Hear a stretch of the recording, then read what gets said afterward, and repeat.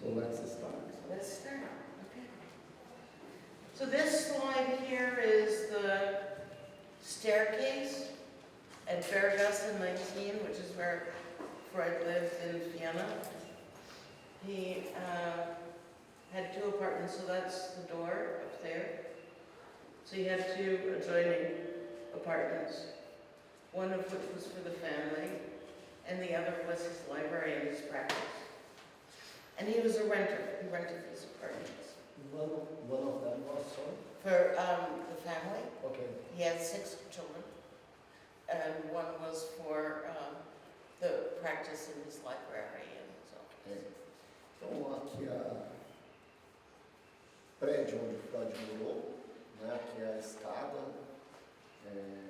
ali a porta de um apartamento, ele tinha 2 apartamentos, um ele morava com seus 6 filhos, e do outro lado, do outro apartamento, era o apartamento onde ele tinha a biblioteca dele e um consultório. So if even the second oh no, we want to, next slide. Próxima slide. Próximo. Perfect.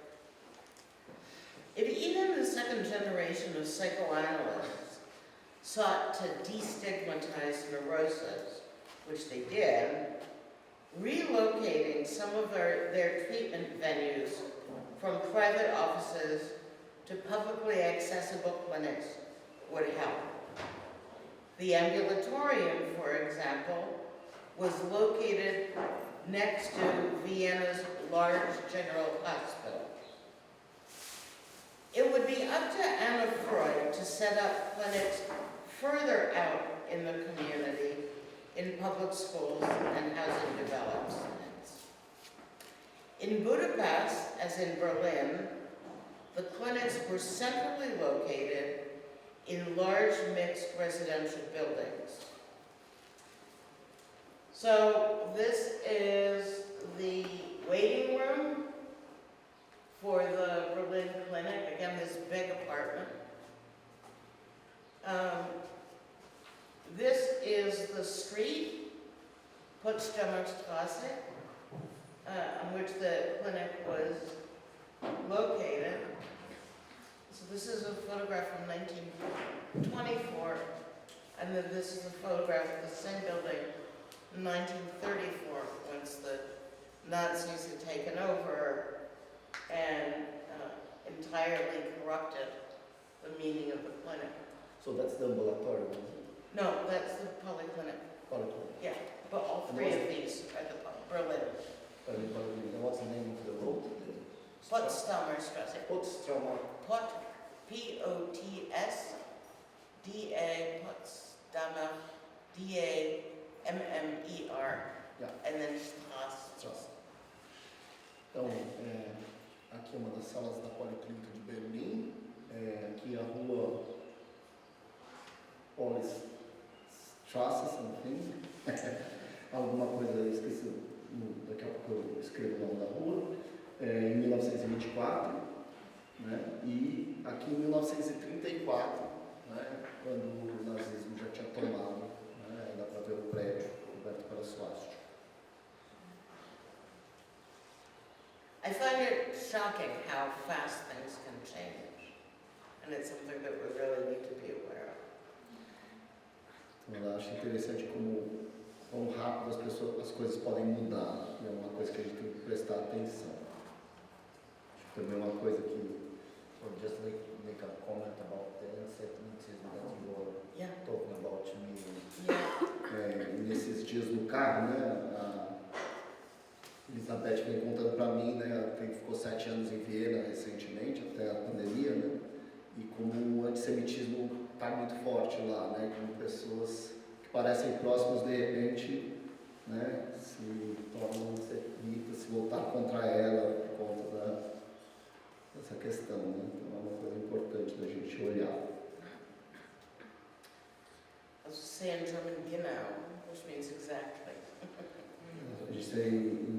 Nós dizemos em alemão genau, que é exatamente. At any rate, this shift private office to public spaces had two goals. Let's translate the Okay. Yeah. Se até mesmo a segunda geração de psicanalistas buscou desestigmatizar a neurose, o que fizeram? Realocar alguns de seus locais de tratamento de consultórios privados para clínicas de acesso público ajudaria. O ambulatório, por exemplo, estava localizado ao lado de um grande hospital em Viena. Caberia a Ana Freud estabelecer clínicas mais afastadas da comunidade, em escolas públicas, em empreendimentos habitacionais. Em Budapeste, assim como em Berlim, as clínicas eram centralmente localizadas em um grande edifício residencial misto.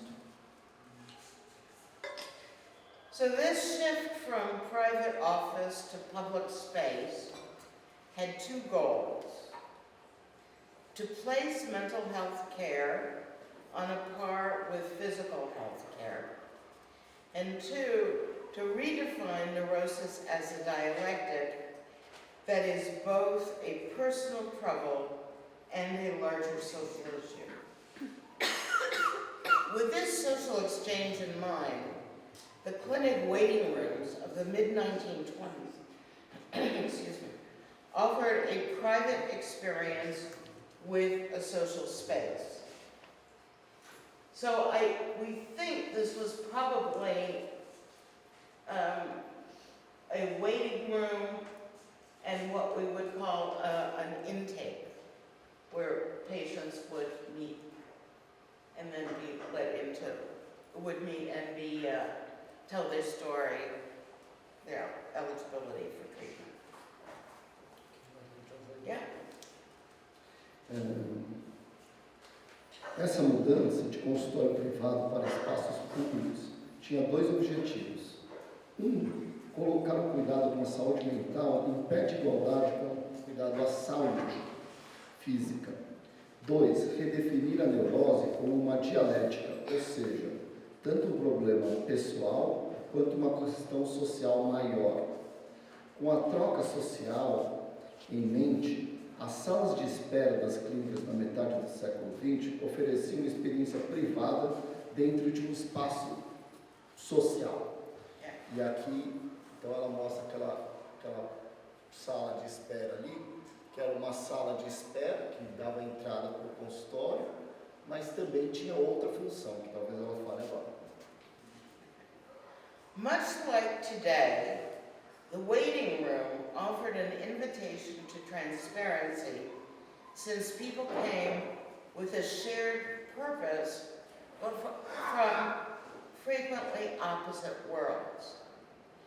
Thinking substantively about this space, Max Eitingon observed that at the Berlin Polyclinic, quote, even the circumstances whereby patients are not alone in the waiting room has, in my opinion, and this has often been confirmed by my colleagues, a favorable effect.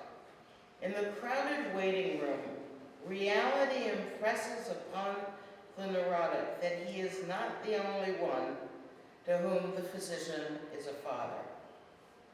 Unquote.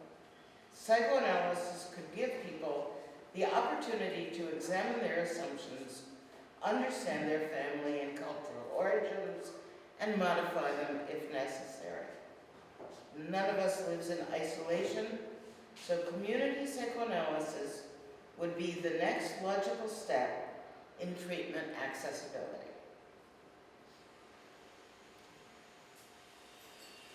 Muito parecido com hoje, a sala de espera oferecia um convite à transparência, já que as pessoas vinham com um propósito compartilhado. Mais frequentemente, pertenciam a mundos sociais opostos. Pensando substancialmente sobre esse espaço, Max Eitingon observou na Policlínica de Berlim, até mesmo a circunstância de os pacientes não estarem sozinhos na sala de espera tem, em minha opinião, e nisso muitas vezes foi confirmado por meus colegas, um efeito favorável. Na sala de espera lotada, a realidade impressiona o neurótico de que ele não é o único para quem o médico é um pai. A psicanálise poderia dar às pessoas a oportunidade de examinar suas posições, entender suas origens familiares e culturais e modificá-las, se necessário. Nenhum de nós vive em isolamento, portanto, a psicanálise comunitária seria o próximo passo lógico na acessibilidade ao tratamento. So, as an aside, for example, to think about the waiting room for their ideal clinic and what it would look like and how it would be structured in the meeting and so forth. Então, só para ir estimulando também a parte da tarde, como é que a sala de espera seria na sua clínica ideal, né? Como é que seria, elas teriam organizadas, teria atividades, como é que é isso, né? Acho que só também marcar, né? Em saúde pública tem muitos trabalhos, né? E principalmente em hospital geral, né? Com a sala de espera. Tem um trabalho de grupo de uma colega da Cristiane Abud, que com pacientes na Unifesp, com pacientes que estão aguardando o atendimento médico, né, na questão da psicossomática, bem interessante. So I just also, I translate, I made a remark that lots of psychologists and psychoanalysts here that work only in the waiting room Yeah, of hospitals, and right. there is a colleague of ours, Christian Abud, Uh-huh. that has a work with hospitals with patients while they are waiting for the doctors. Right, yeah, For physical conditions that they deal with. yeah. So the waiting room is a critical element of the clinic. Então, sala de espera é um momento crítico, espaço crítico na clínica. We all live in societies and we all contain multiple identities, most of which are socially constructed, but some of which are not. I think, I'm not sure, by the way. From a systems perspective, the reciprocity between self and society is in constant flux. This fluidity parallels Freud's structural model with its constant interaction between its three agencies of the mind and then the ego with reality. Similarly, the idea of intersectionality posits constant interaction between our various identities, especially those of race, gender, sexuality, and class. In psychoanalysis, these same questions of race, gender, sexuality, culture, and class must be central to psychoanalytic training, research, and practice. Our question is, are they?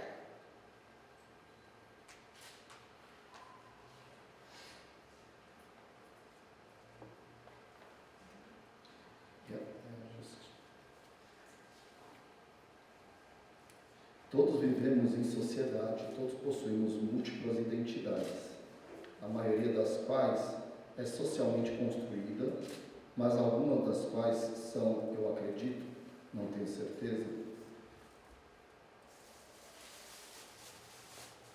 Desculpa. Todos vivemos em sociedade e todos possuímos múltiplas identidades, a maioria das quais é socialmente construída, mas algumas das quais não são, eu acredito, não tenho certeza. Do ponto de vista dos sistemas, a reciprocidade entre o eu e a sociedade está em constante fluxo.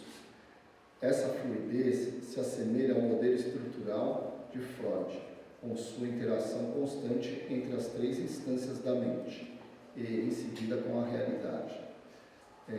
Da mesma forma, a ideia de interseccionalidade pressupõe uma interação constante entre nossas diversas identidades, especialmente as de raça, gênero, sexualidade e classe. Na psicanálise, essas mesmas questões, raça, gênero, sexualidade, cultura, classe, devem ser centrais para o treinamento, para a formação, pesquisa e prática psicanalítica. Mas será que são? Trouxe nada?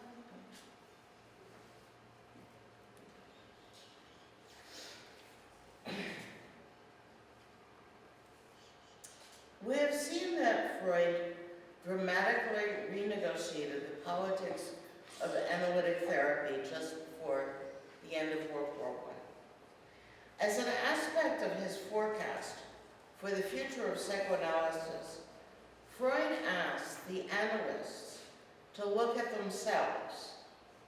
With whom are they comfortable in treatment? Ever the professor, Freud used himself as an illustrative model. Quote, I have been able to help people with whom I had nothing in common, he wrote. Neither race, education, social position, nor outlook upon life in general, without affecting individuality. It's more or less what we would call diversity or cultural competence today, and we rarely think of Sigmund Freud in that context. So while he may have been talking about himself, implicitly he was asking his colleagues in 1918, are you willing to take this path? Are you looking at the variables of race, education, and social class in the treatment? Do you want to say? Yep. And then I'll explain something.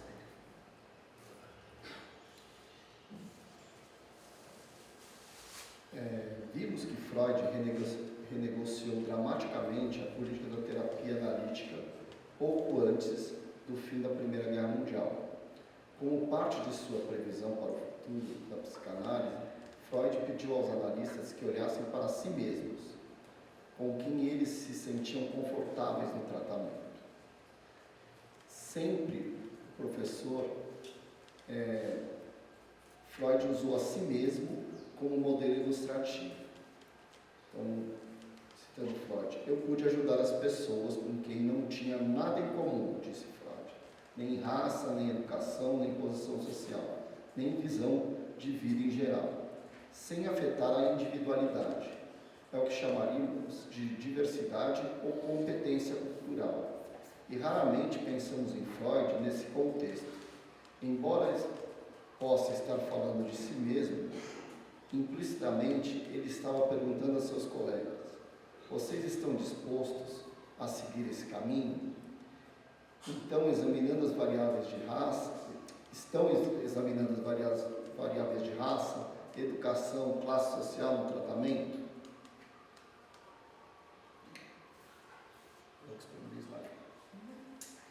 So, these are soldiers who fought for Austria in World War I, which Austria lost, as we know. Germany lost. Germany also lost World War II, but hasn't stopped them. And it's, this is what Freud was talking about when he says, I can work with people from different cultures and races, and whether he really meant that, I don't know, but that certainly was his idea, right, that we could work from that premise. And so I'm going to explain that a little bit more now. Okay. Então aqui a gente tem os slides, as fotos da Primeira Guerra Mundial, né, que a Áustria perdeu junto com a Alemanha, como todos sabemos, né, também perdeu a Segunda Guerra, mas essa é uma outra história. E aí que ilustra, né, um pouco a ideia do Freud nesse texto, né, desta época, falando da diversidade, né? Se ele fazia mesmo isso, se ele dava conta de diversidade de raça, de classe social e tal, se ele conseguiu fazer isso, a gente não sabe, né? Mas ele propôs isso.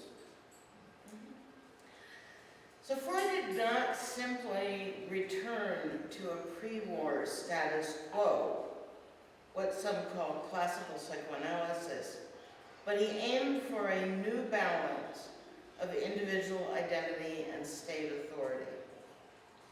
Though the imperial world order had been defeated, a crucial element of that alleged stability had been the Emperor Franz Joseph, who had sort of protected the Jewish middle class.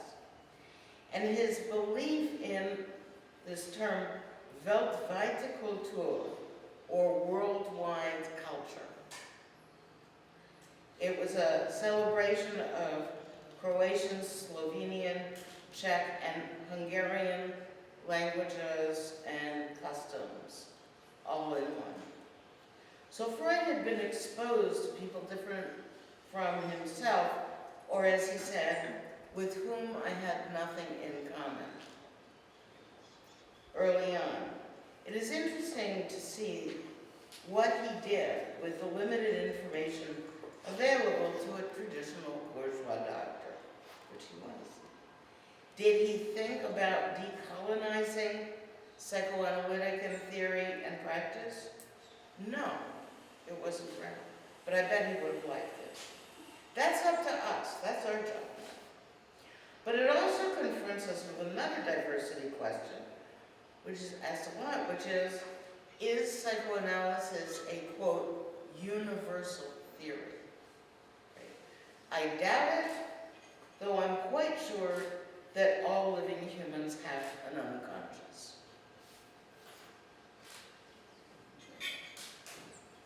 Freud não simplesmente retornou ao status quo pré-guerra, o que alguns chamam de psicanálise clássica, mas buscou um novo equilíbrio entre identidade individual e autoridade do Estado. Embora a ordem imperial mundial tivesse sido derrotada, um elemento crucial desse suposto equilíbrio era o imperador, que protegia de certa forma a classe média judaica. E sua crença em weltweite Kultur,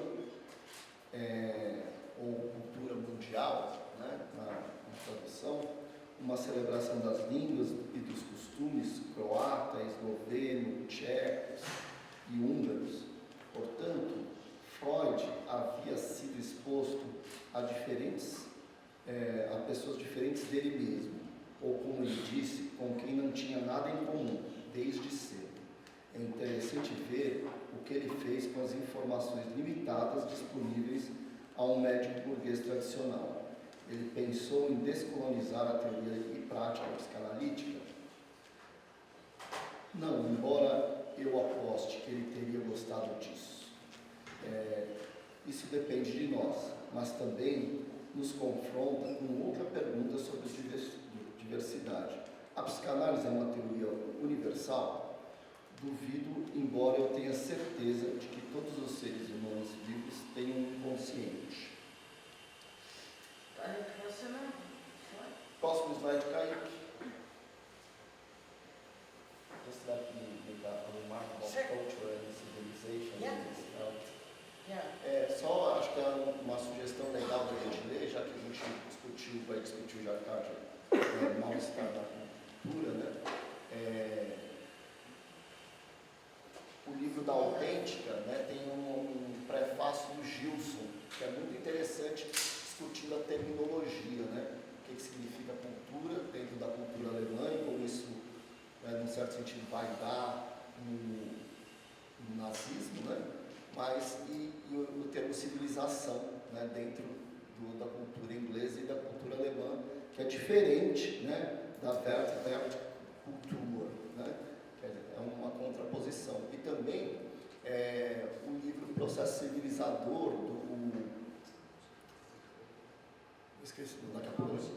do Norbert Elias, né, que vai justamente discutir essa terminologia.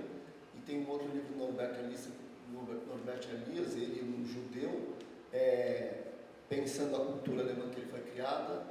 É um livro chamado Nós, os Alemães, que como a cultura alemã dá no nazismo, né? Acho que é bem interessante para a essas temáticas que ela está propondo. I mean, it's a question that people often ask about Freud, the contradiction, he was this very traditional bourgeois neurologist, paterfamilias. He always dressed with in a suit and so on. And yet he was probably the most radical thinker of the 20th century. And how much of the world was he aware of? People think about that a lot. Então, é uma coisa que as pessoas pensam muito, né? O Freud, um cara branco, de barba, sempre usando terno, né? E ao mesmo tempo, né, casado, com família, né? Ao mesmo tempo, um dos pensadores mais radicais do século XX, né? Então as pessoas sempre formulam essas questões.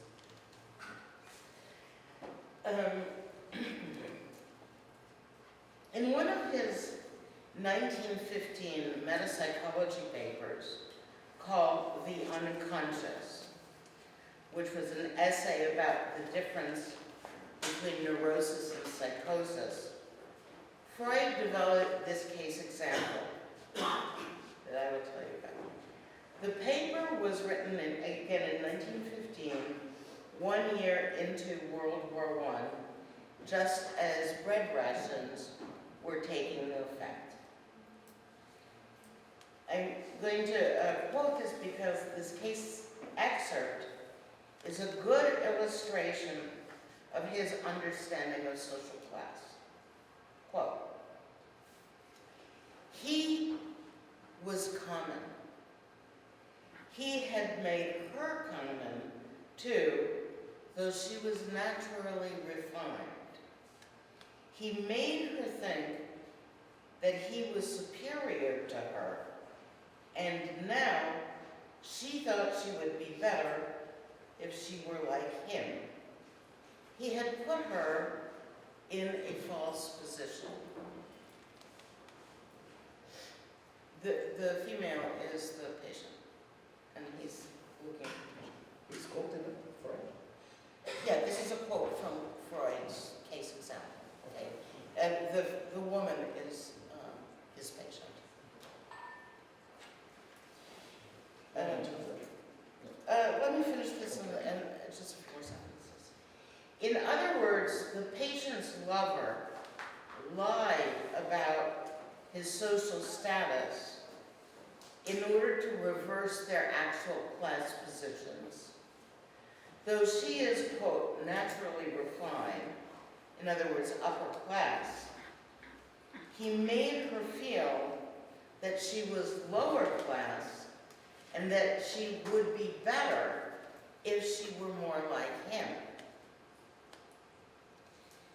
The case excerpt illustrates how clinically a neurotic person forms unconscious associations between words and feelings, as in, his words, my feelings. Okay. Whereas a psychotic person takes them as reality.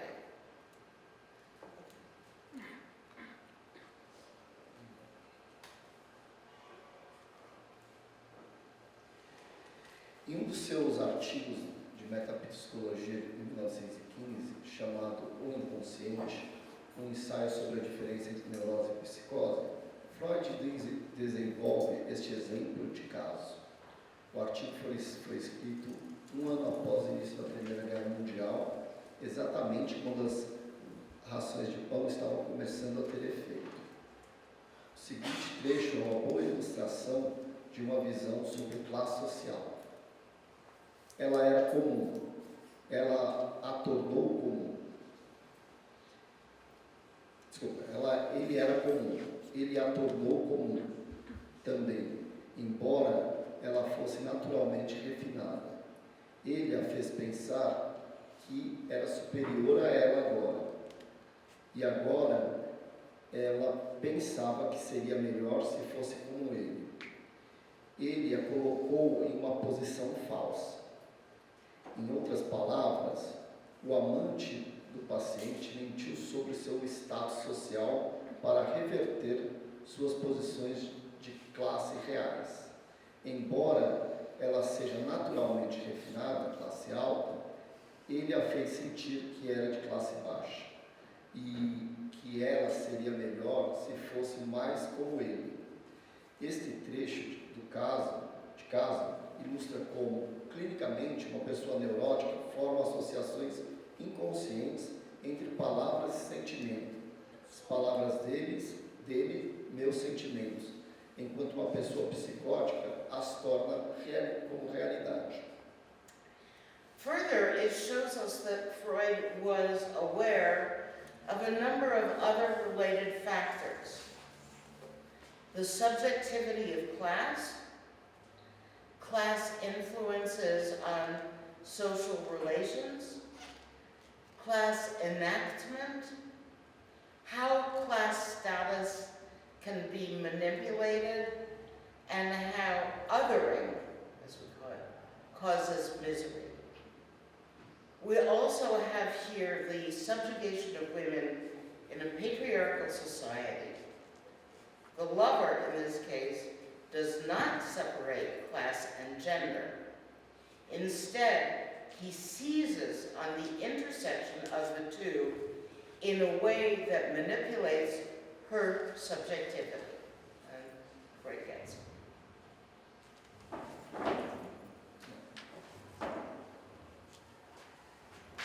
Além disso, mostra que Freud estava ciente de vários outros fatores relacionados à subjetividade de classe, influência de classe nas relações sociais, encenação de classe, como o status de classe pode ser manipulado e como o outro causa miséria.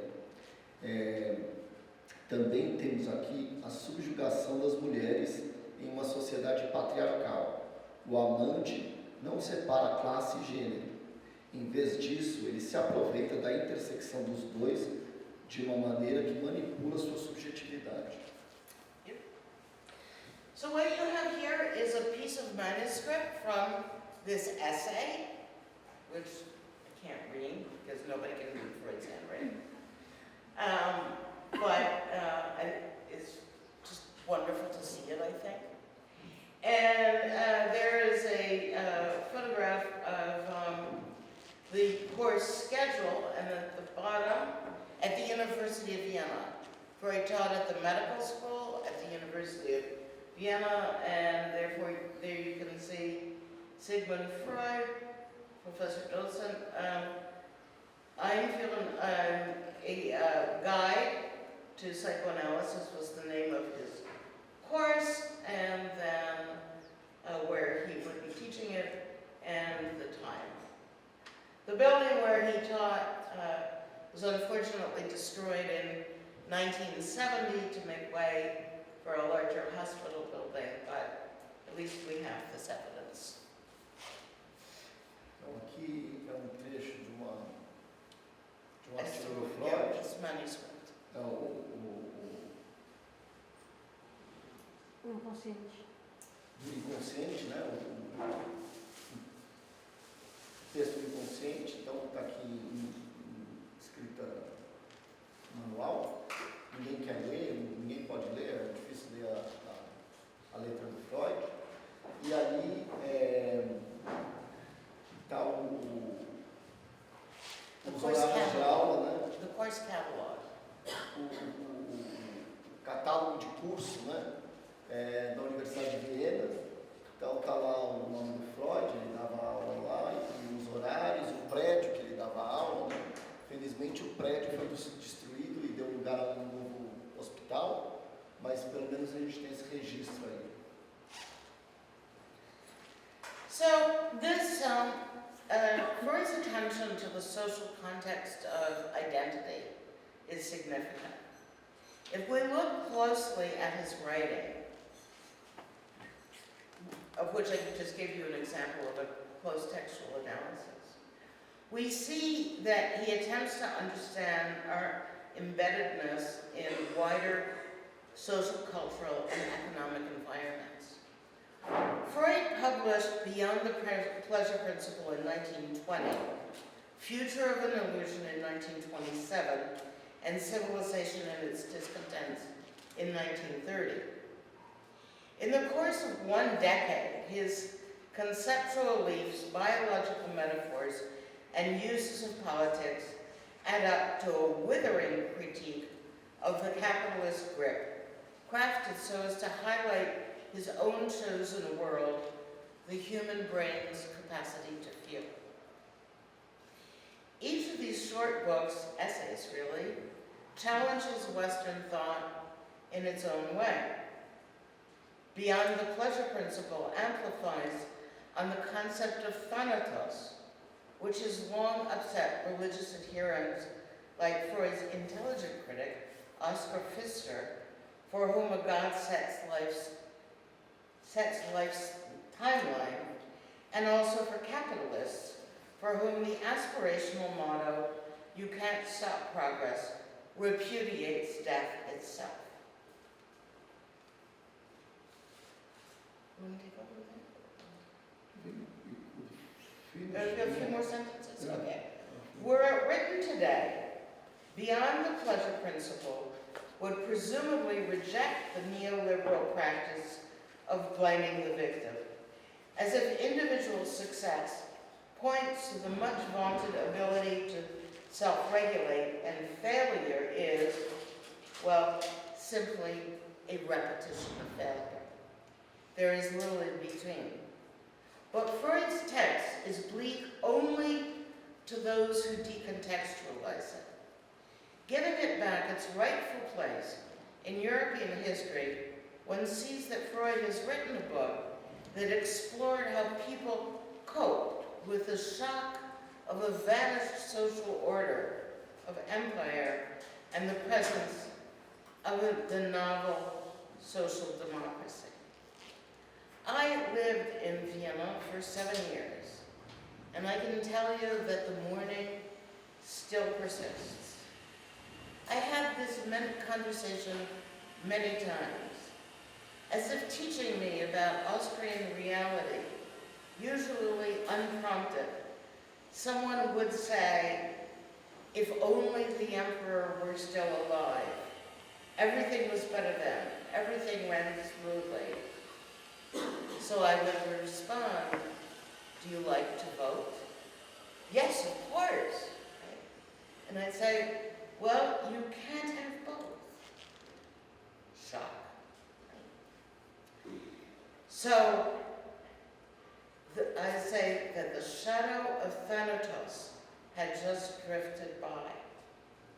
Indeed, as Freud writes, if seeking to restore an earlier state is such a universal characteristic, right, the one that I told you about in these conversations, is such a universal characteristic, we should not be surprised that there are so many processes in mental life that take place independently of the pleasure principle.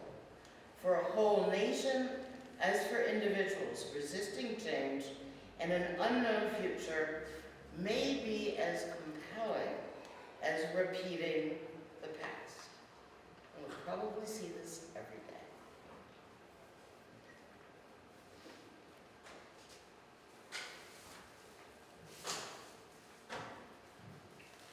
Freud entende isso. A atenção de Freud ao contexto social da identidade é significativa. Se olharmos de perto, veremos que ele compreende nossa inserção em ambientes sociais, culturais e econômicos mais amplos.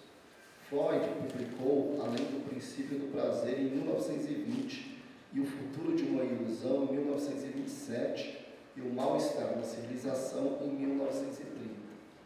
No decorrer de uma década, seus saltos conceituais, metáforas biológicas e o uso da política somam uma crítica contundente ao domínio capitalista, elaborada para destacar o mundo escolhido por ele, a capacidade do cérebro humano de sentir.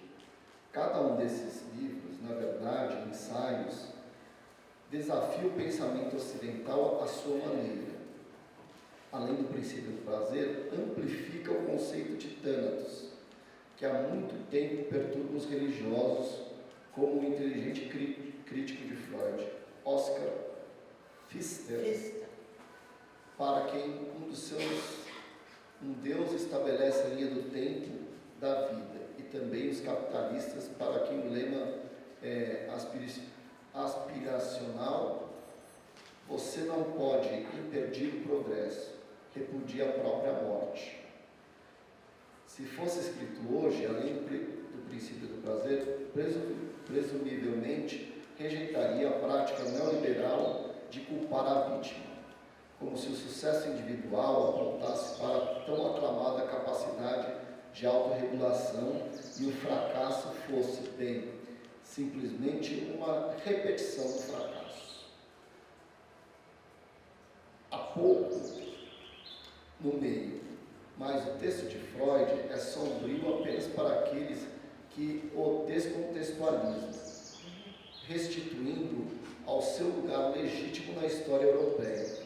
Vemos que Freud havia escrito um livro que explorava como as pessoas lidavam com o choque de uma ordem social desaparecida, o império, e a presença da nova democracia social.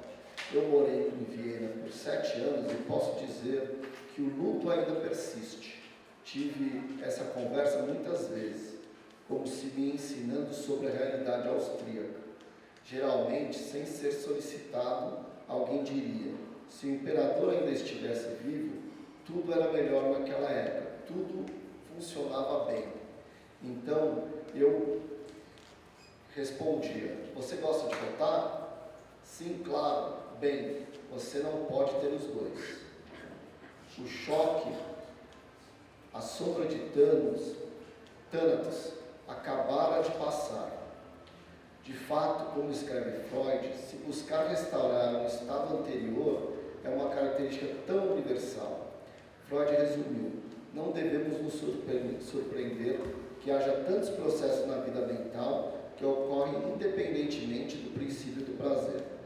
Para que toda uma nação, assim como para indivíduos, resistir a uma mudança e a um futuro desconhecido, pode ser tão convincente quanto repetir o passado. Você provavelmente vê isso todos os dias. Next. Próximo slide. So, Future of an Illusion was written the year of the Great Palace of Justice fire in Vienna, the first major slaughter of citizens by fascist paramilitary and their supporters. The era of expansive intellectual and cultural production, known as Red Vienna, was struck by the Austro-fascist blows of the Christian Social Party, which preceded the Nazi Anschluss. Freud, we now know of a man far more engaged with the political environment than conventional knowledge suggests, wrote his critique of organized religion to explore how people seek to escape misery or find refuge in projections and amorphous fantasy. At the same time, he designates religion as the ultimate example of an illusion which society can construct to, quote, compensate them for the sufferings and privations which a civilized life in common has imposed on them. And then he explains. In delusions, he writes, we emphasize as the essential thing their contradiction to reality. Of course, right? Who would not want to contradict such a reality when a brief interlude of post-war peace was about to be shattered once again by military authority? He continues, religious ideas have proceeded from the same need as all other cultural achievements, Freud says. The need is to defend oneself against the crushing, overwhelming force of nature. In other words, individual symptoms as compensation for socially imposed suffering.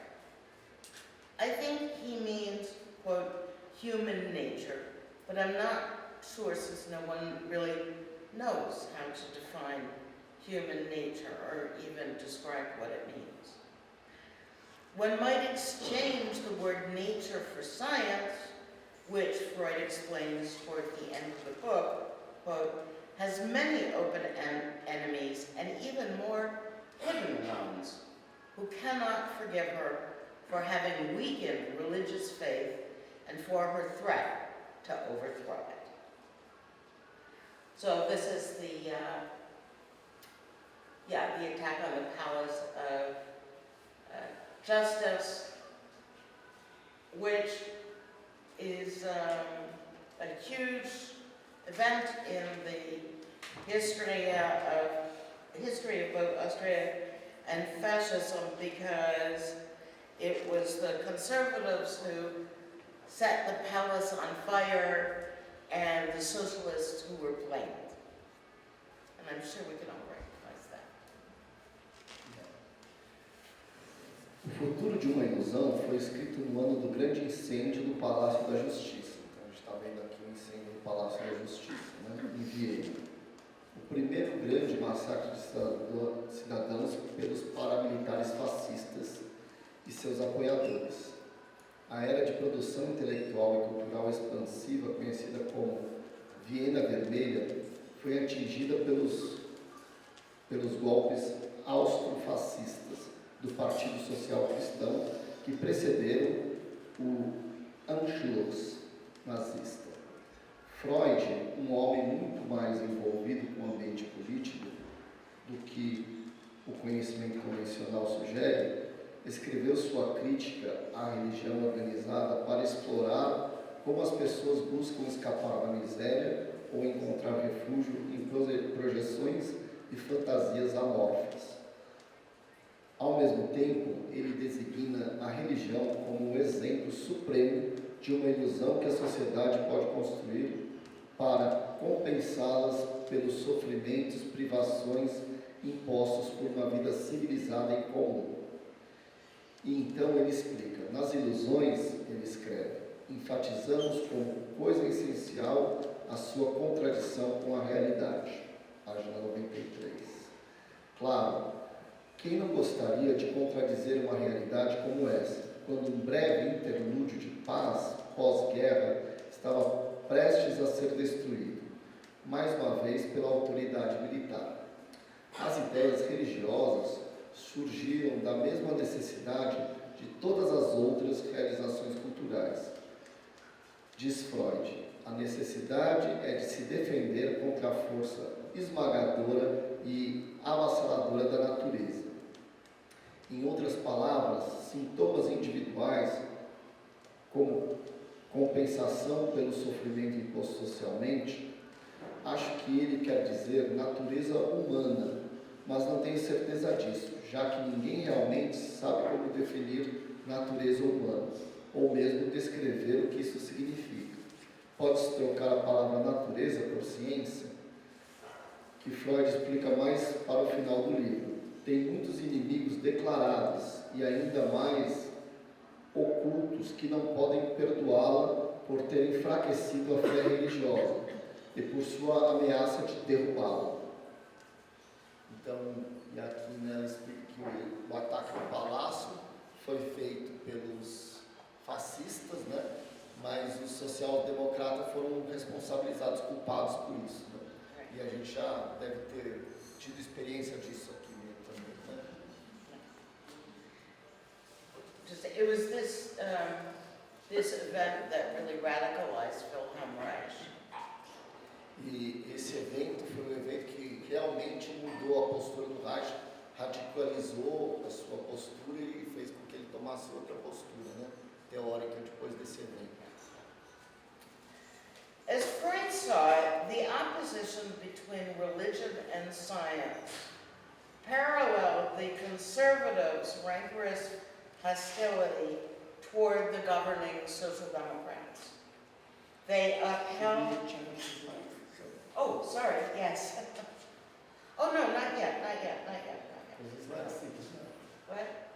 No, we're good. We're still good. Ok. This is the opposition between religion and science, right? the traditionalist and national values, while he was worried about the conservatives were worried about traditional and nationalist values, while Freud was worried about the future, right? As in the future of an illusion.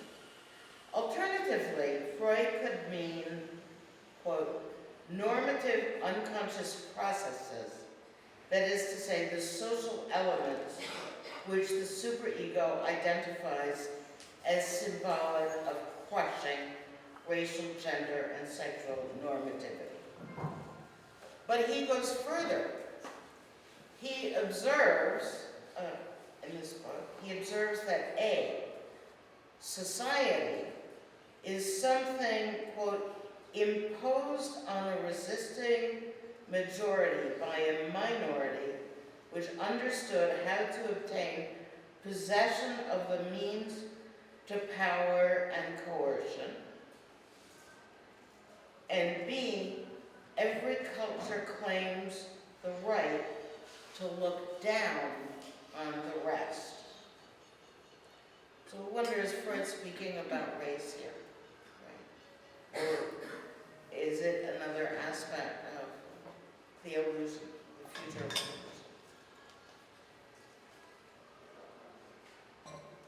I'll finish this.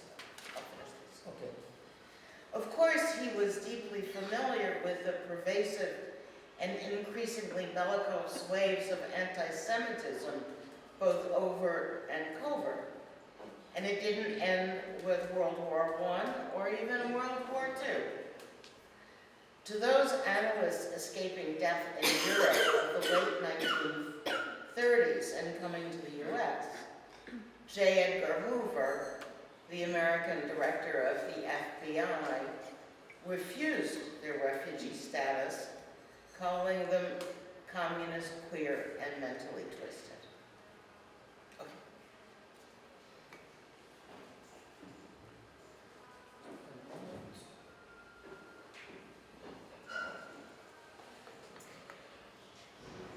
Conforme Freud viu, a oposição entre religião e ciência se assemelhava à hostilidade rancorosa dos conservadores em relação aos governantes social-democratas.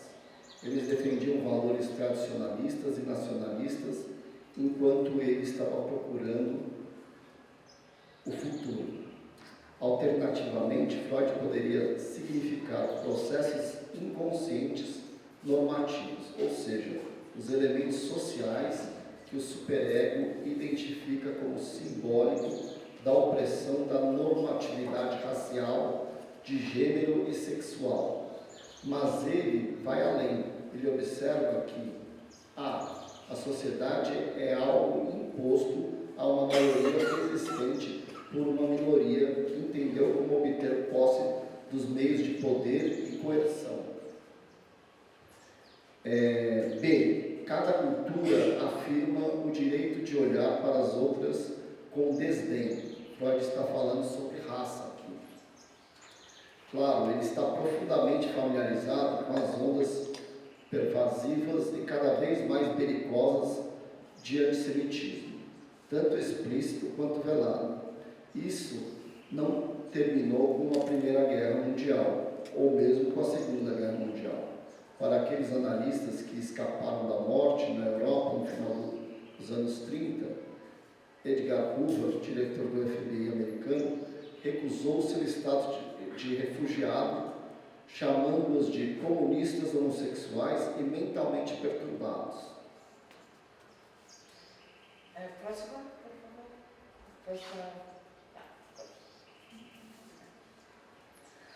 Freud was, as we know, a deep critic of the same repressive society which alarmed his colleagues from Sandor Ferenczi to the more activist Otto von Schull and Wilhelm Reich.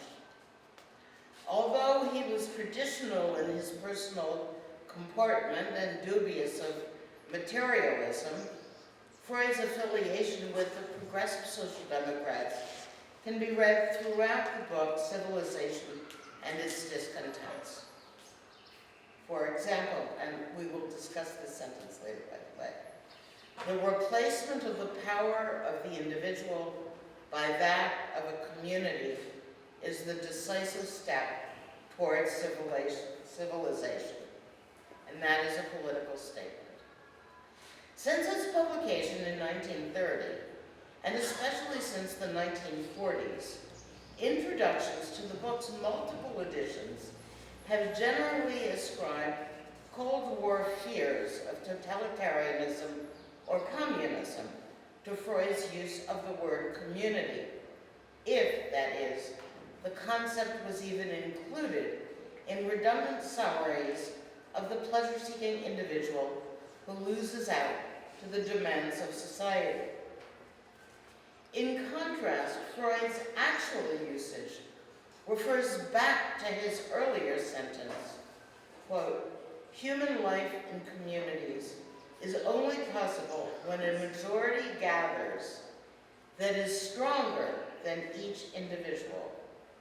The power of this community now establishes itself as law, as opposed to the power of the individual, which is condemned as brute force."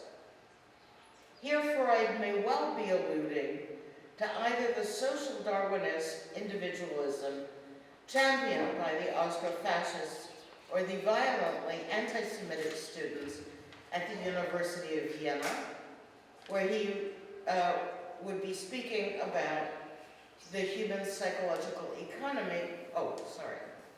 Were he to be speaking about human psychological economy, he would use clinical terms like aggression instead of brute force. In other words, human beings do need overall social structure, but as we can see in the book Group Psychology and the Analysis of the Ego, not just any social structure will do, and structure need not exist for the sole purpose of curbing drives and id wishes.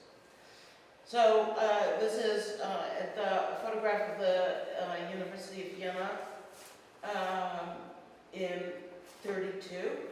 You can say Juden Eintritt verboten, which is entry forbidden to all Jews. The University of Vienna was extremely reactionary. So we tend to think of universities as progressive, but it was actually fascistic and became more so all the time. And this is in contrast to the public housing that was developed by the Social Democrats.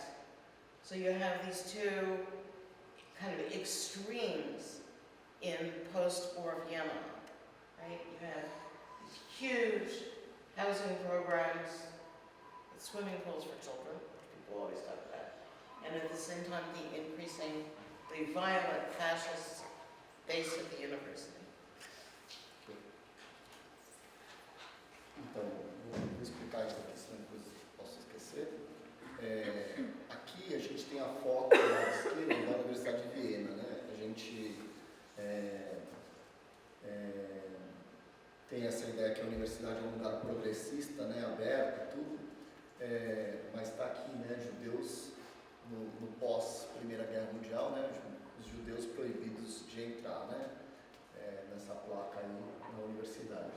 E em contraposição, né, o que ela mencionou, o plano de habitação da Viena Vermelha, né, que é um plano de pensar na inclusão, na diversidade, garantir moradia, então está ali, né, a piscina para as crianças brincarem juntas, né. O pós-Primeira Guerra Mundial tinha essa grande oposição, né, de um lado o antissemitismo crescendo em algumas instituições e do outro lado a social-democracia. I think that these books, psychoanalysis itself, emerged from the desire to reconcile these opposites. how do human beings survive in between these two extremes. E ela acha que a psicanálise foi criada para lidar com esses dois extremos, né? E agora eu vou traduzir ela no parágrafo. Oi. Deixa eu traduzir o parágrafo, senão aí você pergunta, senão depois a gente esquece, eu pulo aqui.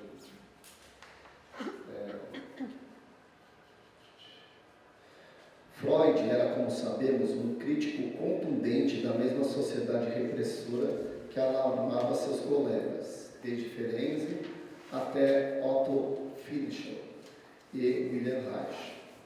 Embora fosse tradicional em seu comportamento pessoal e cético em relação ao materialismo, a filiação de Freud com os progressistas social-democratas pode ser lida em toda a obra Mal-Estar da Civilização.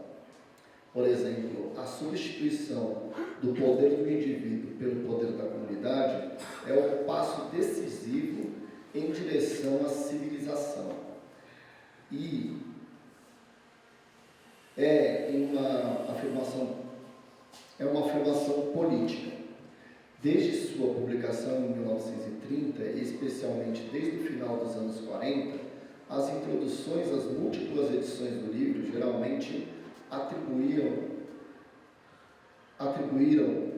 os medos da Guerra Fria com relação ao totalitarismo ou ao comunismo,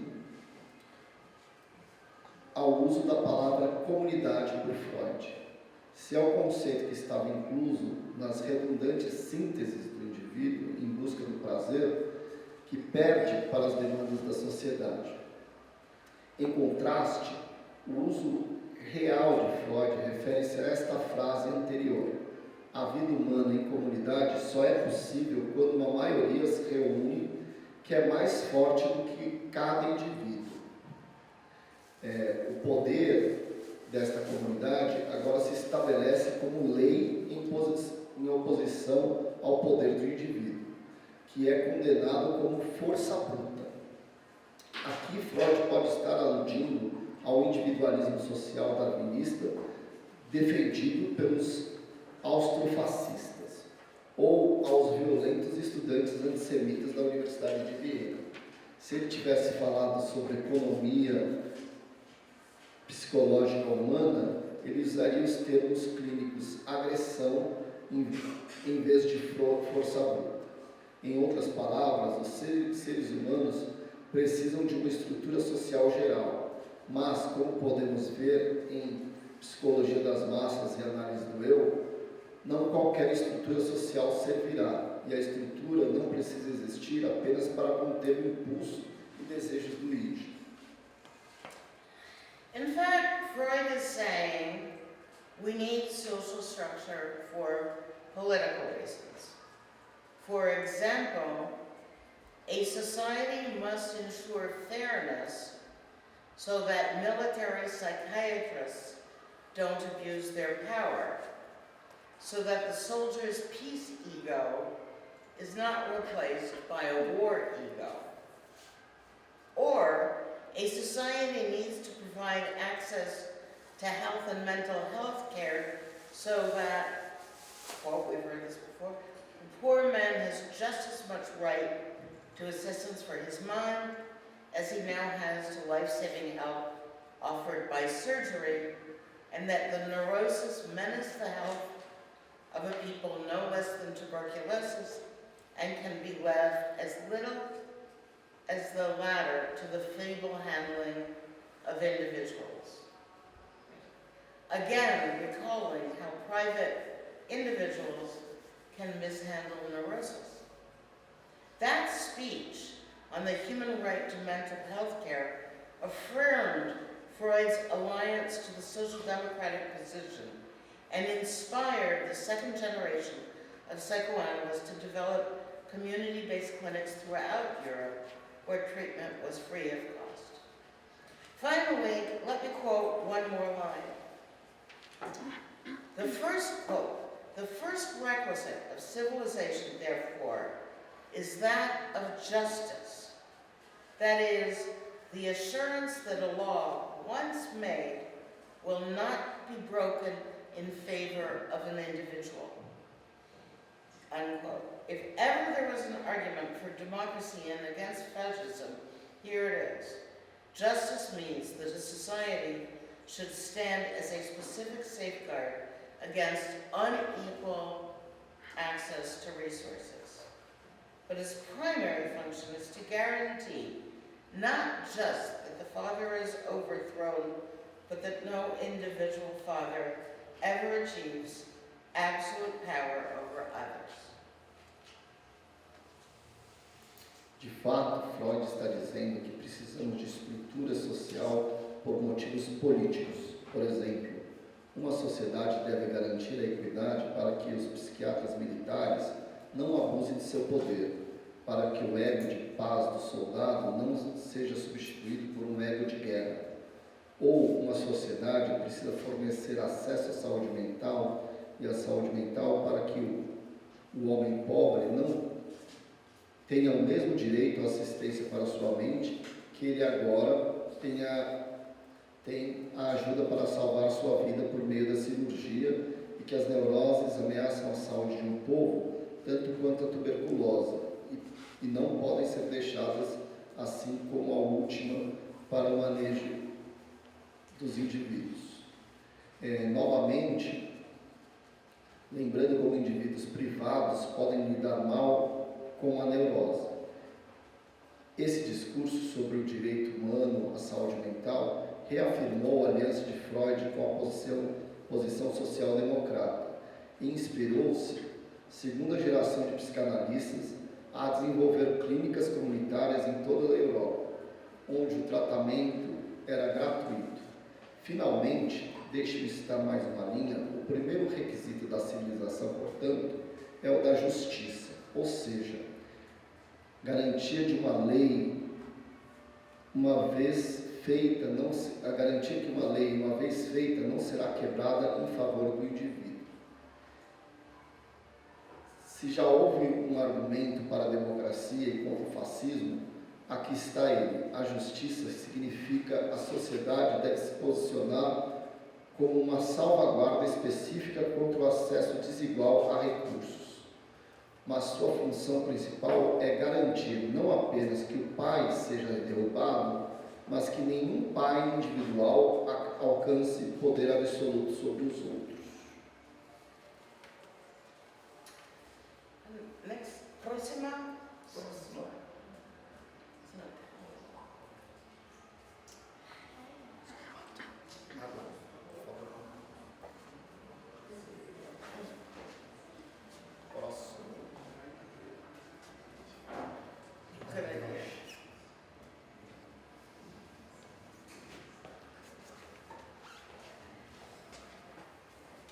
So, is psychoanalysis essentialist or intersectional?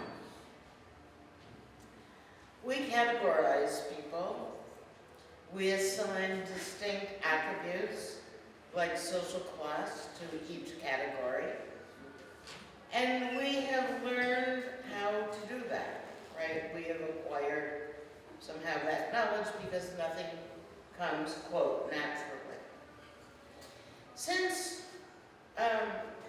So Franz Fanon demonstrated the impact of what he calls the colonial situation on the human mind.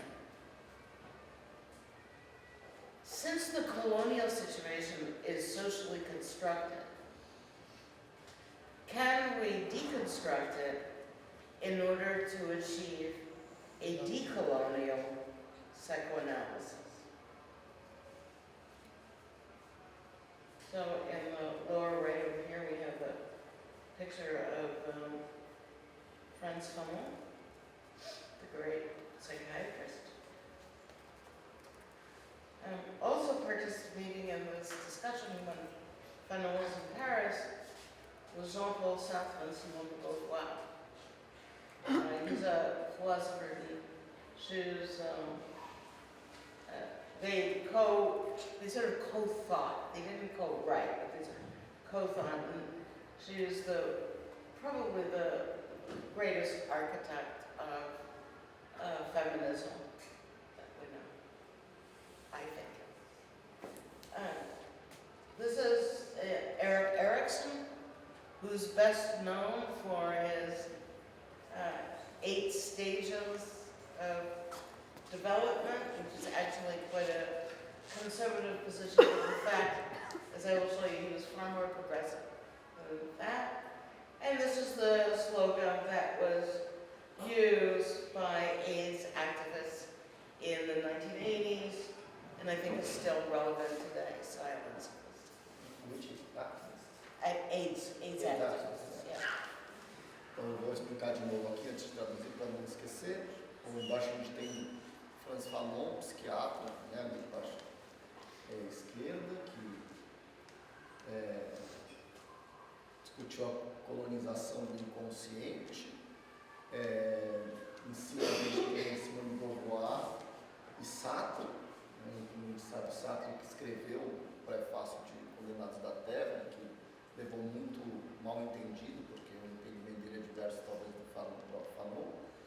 Aqui Erik Erikson, do lado esquerdo, e um slogan dos ativistas da década de 80, do movimento da AIDS, né? Silêncio é morte. Does it translate?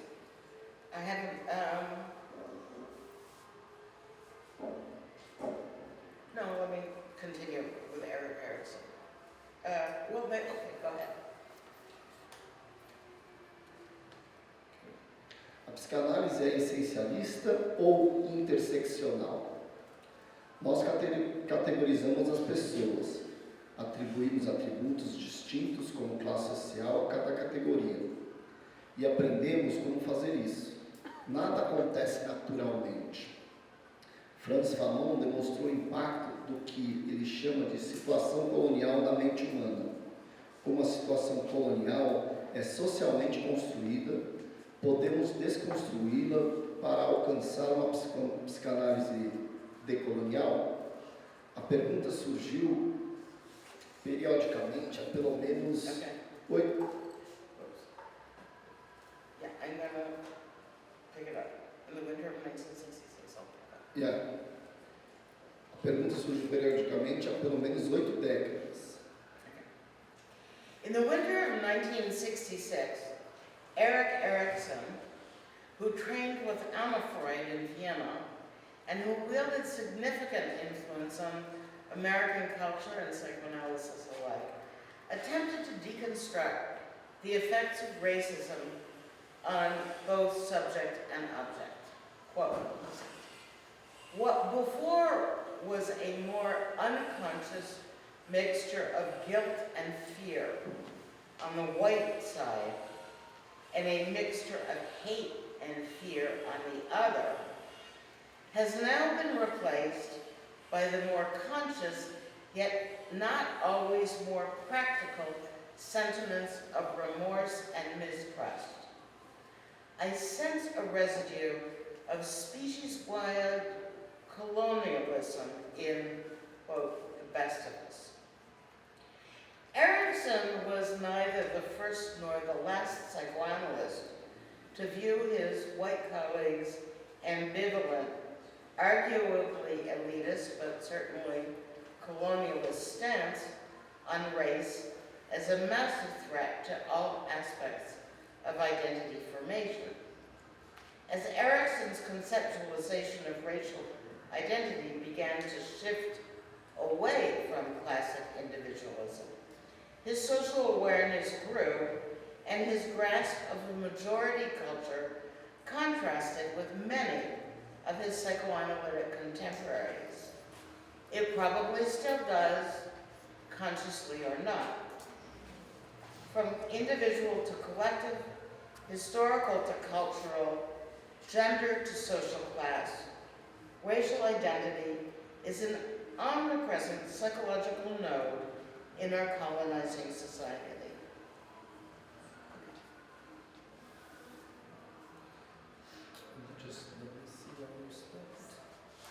Just after that. Winter, yeah. No, winter. we stopped. Oh, So you stopped.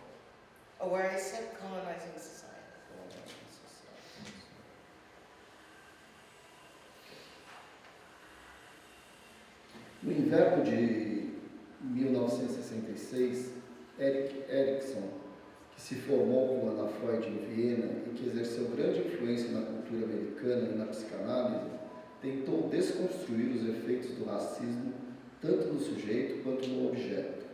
O que antes era uma mistura mais inconsciente de culpa e medo no lado do branco e uma mistura de ódio e medo no outro, ele disse: agora foi substituído pelos sentimentos mais conscientes e ainda nem sempre mais práticos de remorso e desconfiança. Eu sinto que um resíduo de colonialismo em toda a espécie no melhor de nós.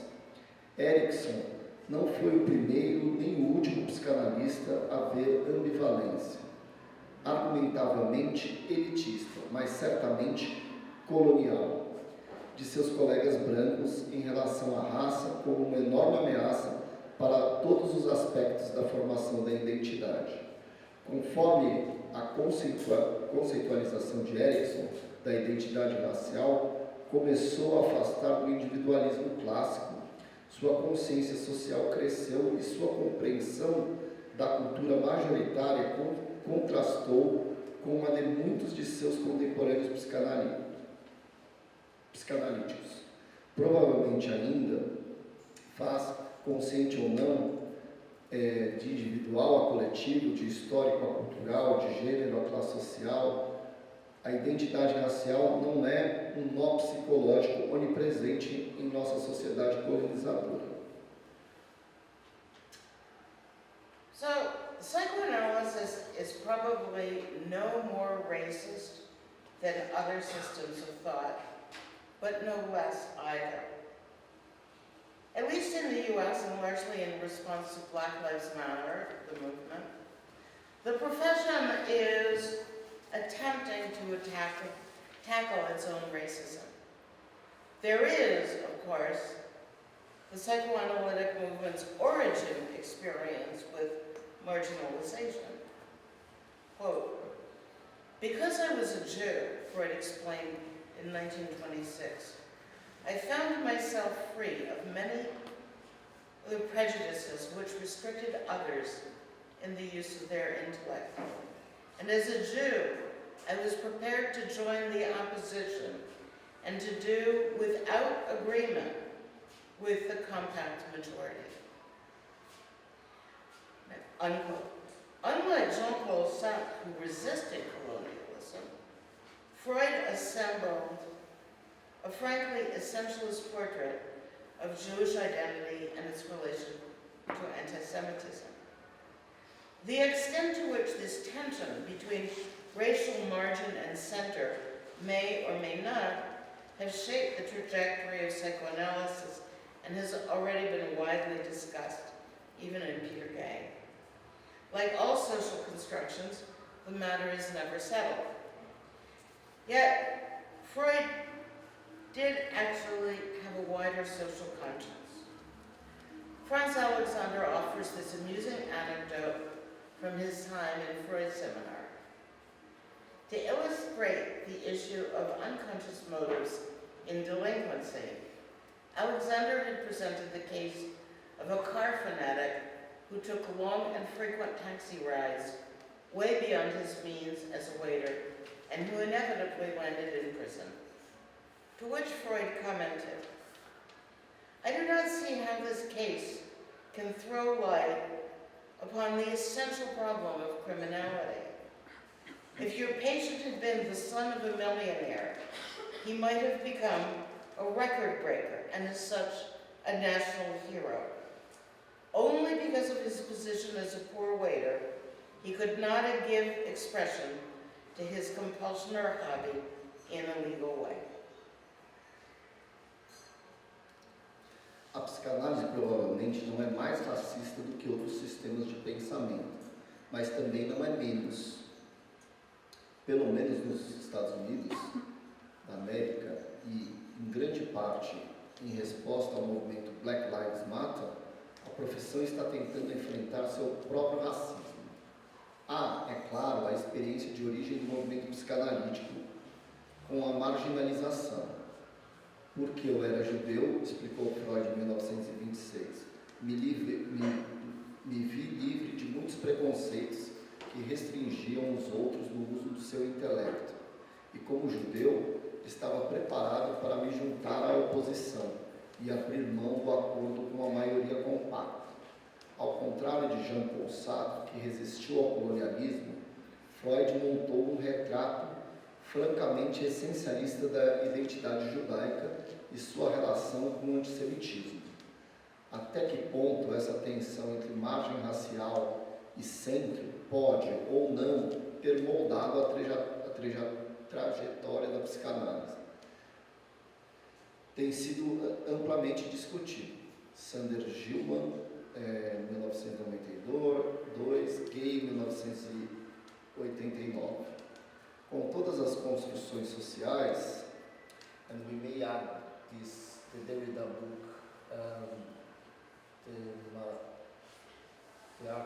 Bad Archive. Oh, the bad archives, yeah, that's a nice one too, good point.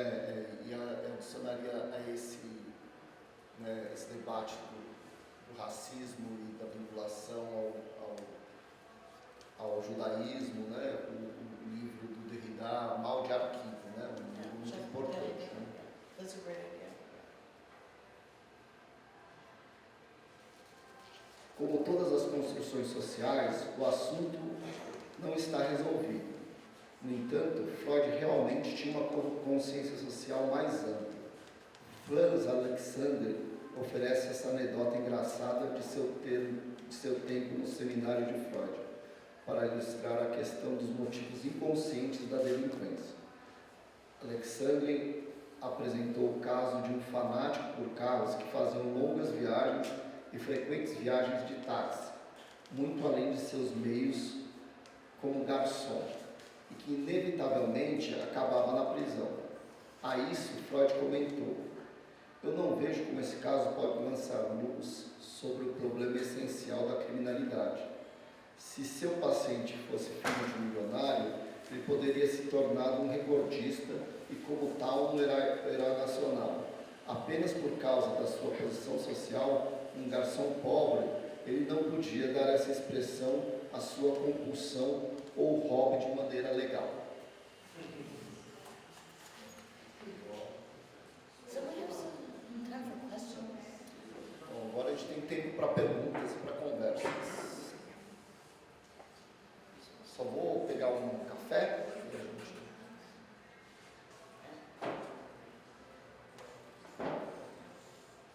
Quer que leve aí você? Não sei. Pega aí que eu dou uma levantada aí.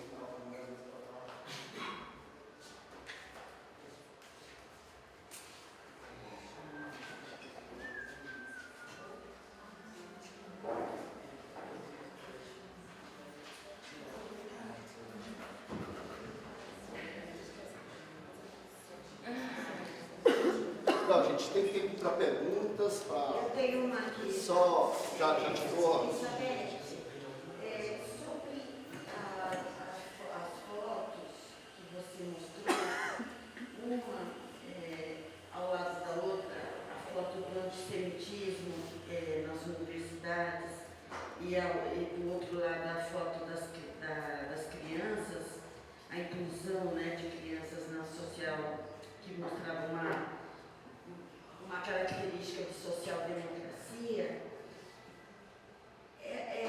Eu não entendi, ao mesmo tempo que tem um antissemitismo na universidade e a foto da inclusão dessas crianças. Essas crianças eram judias, junto com as alemãs ali? So, the speaker, she didn't understand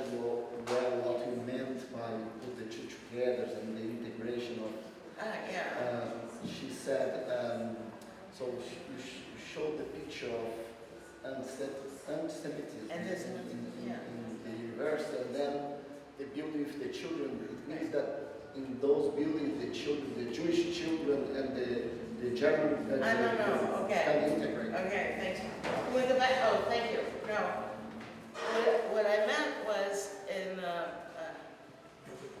there were two very powerful contrasting movements. One between the two wars, between the World War II.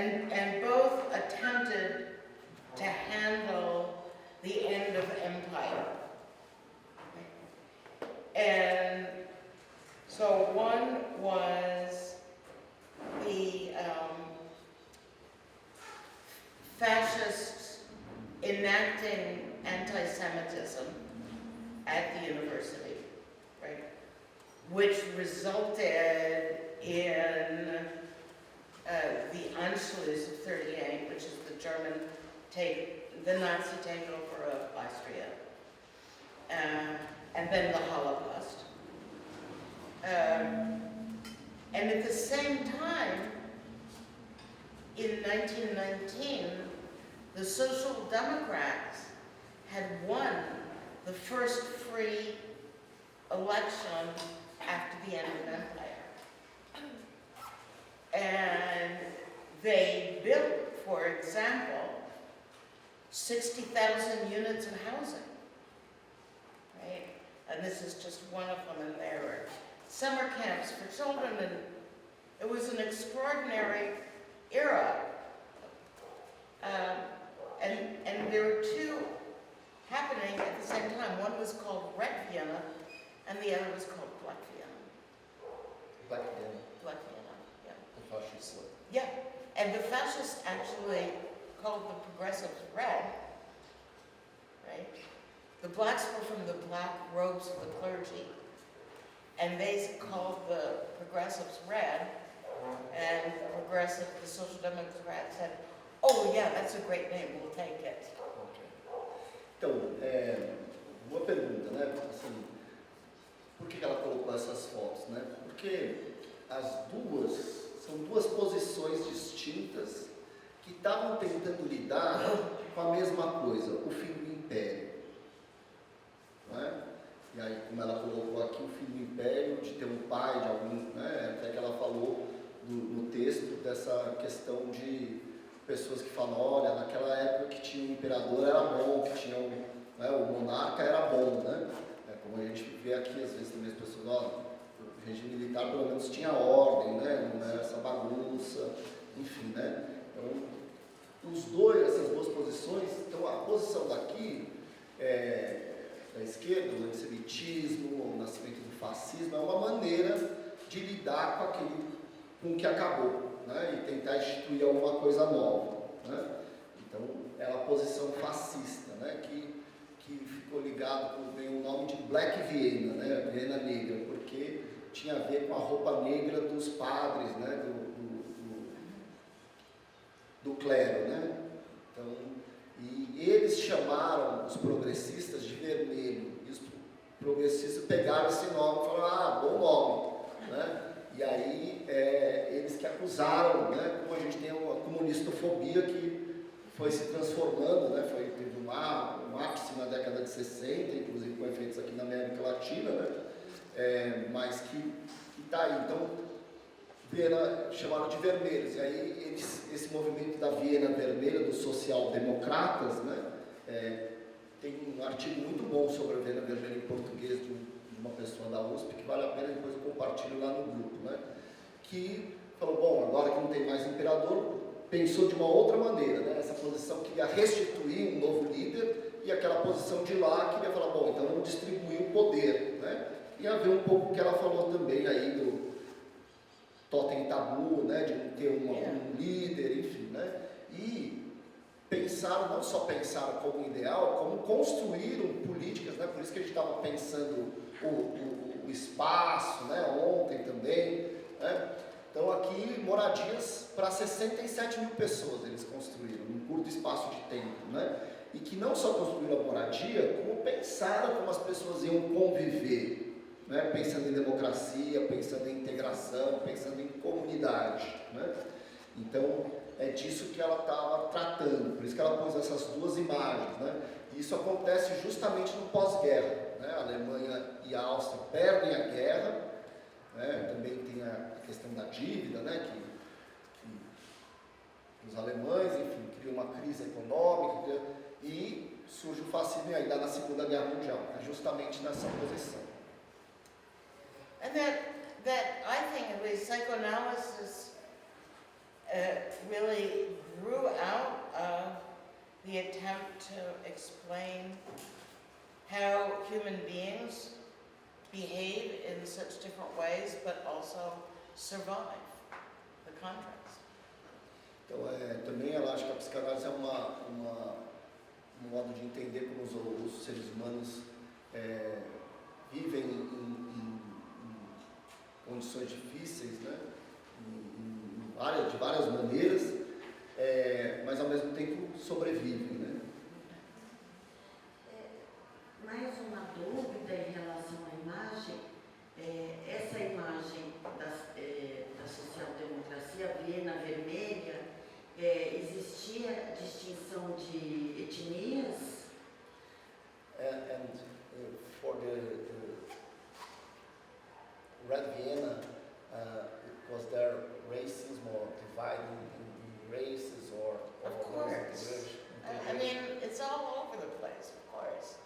I mean, it But they was... tried to integrate. Exactly. I mean, it was not like the fascists who said, we have to eliminate Jews, right? That's different, right?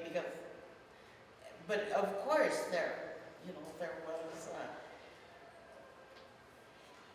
were, layers of class issues and race issues and so forth, and even in the idea of the Weltweite Kultur, right, there was stratification, but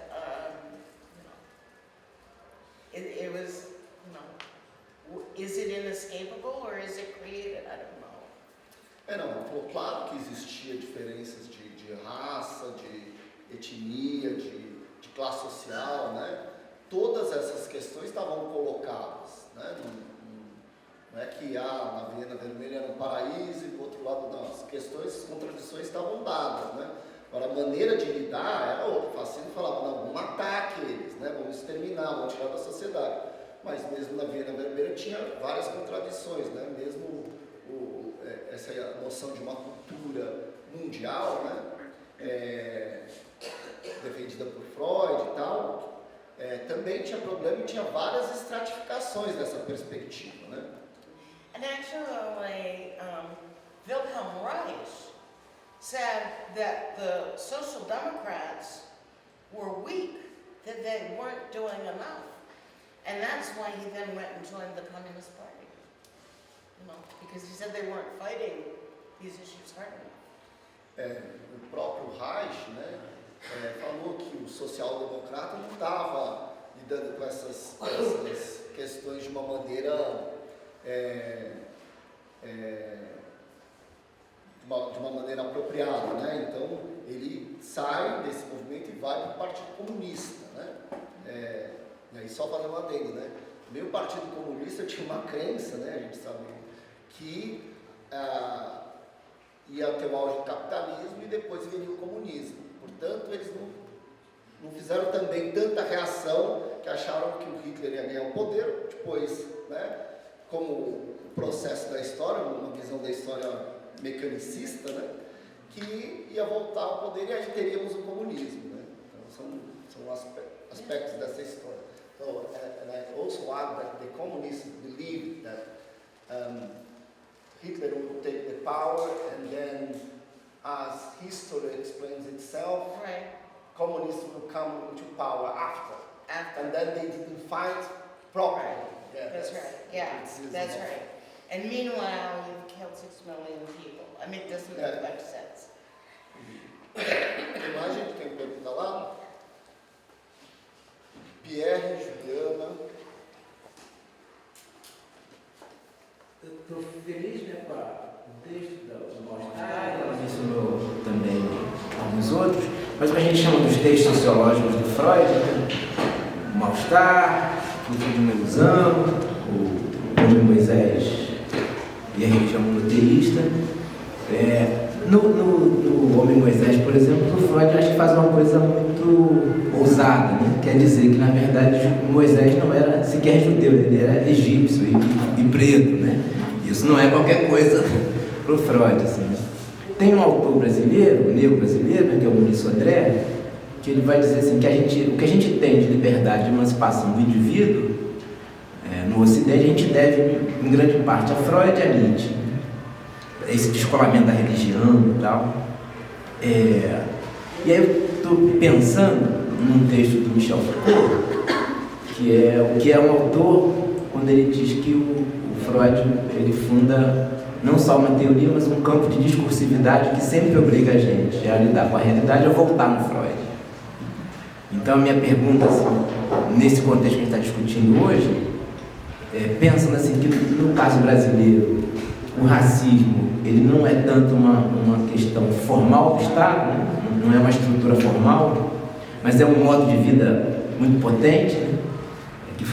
que organiza a nossa sociabilidade. Quais seriam os termos, na visão dela, Elizabeth? Como é que esse retorno a Freud nos ajuda a lidar com essa clínica ideal antirracista? Você que tem que responder, né? Você quer passar lição de casa para a professora fazer, pô? Tô brincando. I made a joke. Yeah. Explain later. So, Pierre, who will touch our heart during lunch today, he asked, it's very interesting that he's very happy with your paper, first of all, and it's very interesting the way you explore the so-called social papers, Freud's social papers,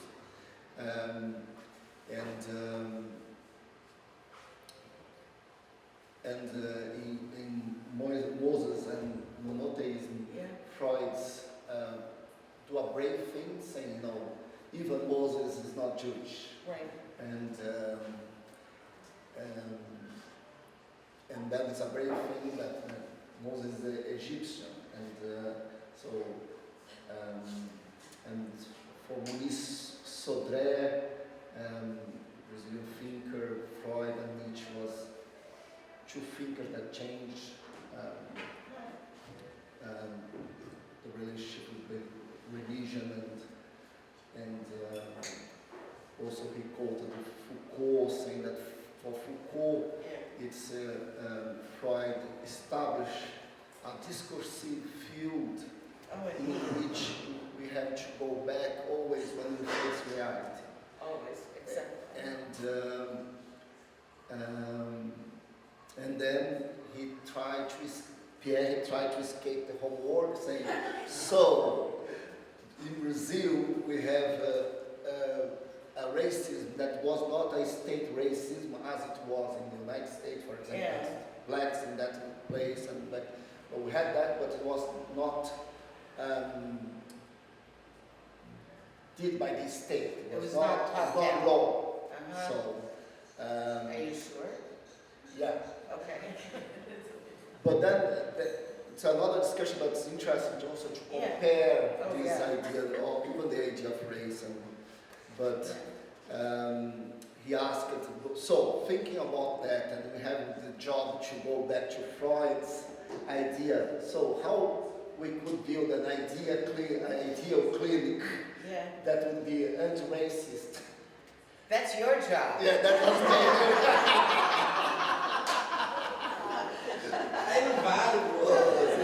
esse cara veio lá do Rio de Janeiro com caô aqui, rapaz.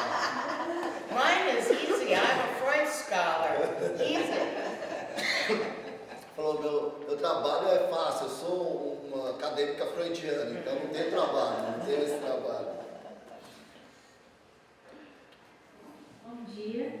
Eu só fiquei com uma dúvida da relação do Franz Fanon e a psicanálise.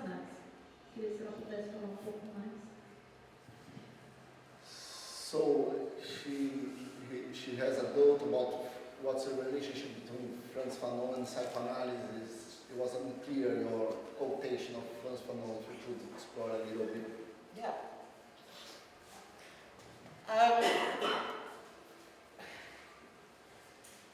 One of the criticisms of psychoanalysis is that it's designed, as you heard and as you know, for a white, itself elitist population. And while that criticism is decreasing,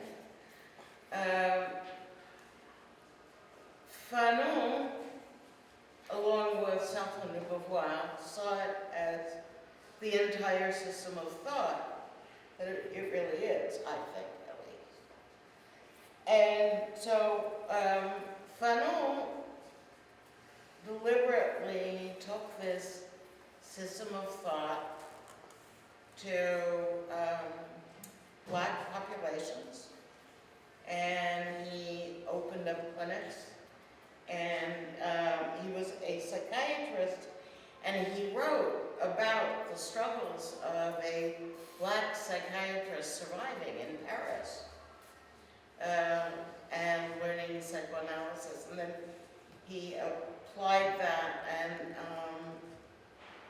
in his clinics, and he wrote about it in Black Faces, White Masks. And he had many followers. And interestingly enough, tomorrow we will be talking about Anna Freud. And Frantz Fanon admired her almost as much as Sigmund Freud. So he wrote a lot about this. Fez uma cotação para falar, uma citação para falar de colonialismo, né, e inconsciente, só para demonstrar, mas Frantz Fanon foi um psiquiatra negro que escreve sobre a negritude, sobre a experiência de ser um psiquiatra negro em Paris, né, e esse sofrimento, isso está lá em Rostos Negros, Máscaras Brancas,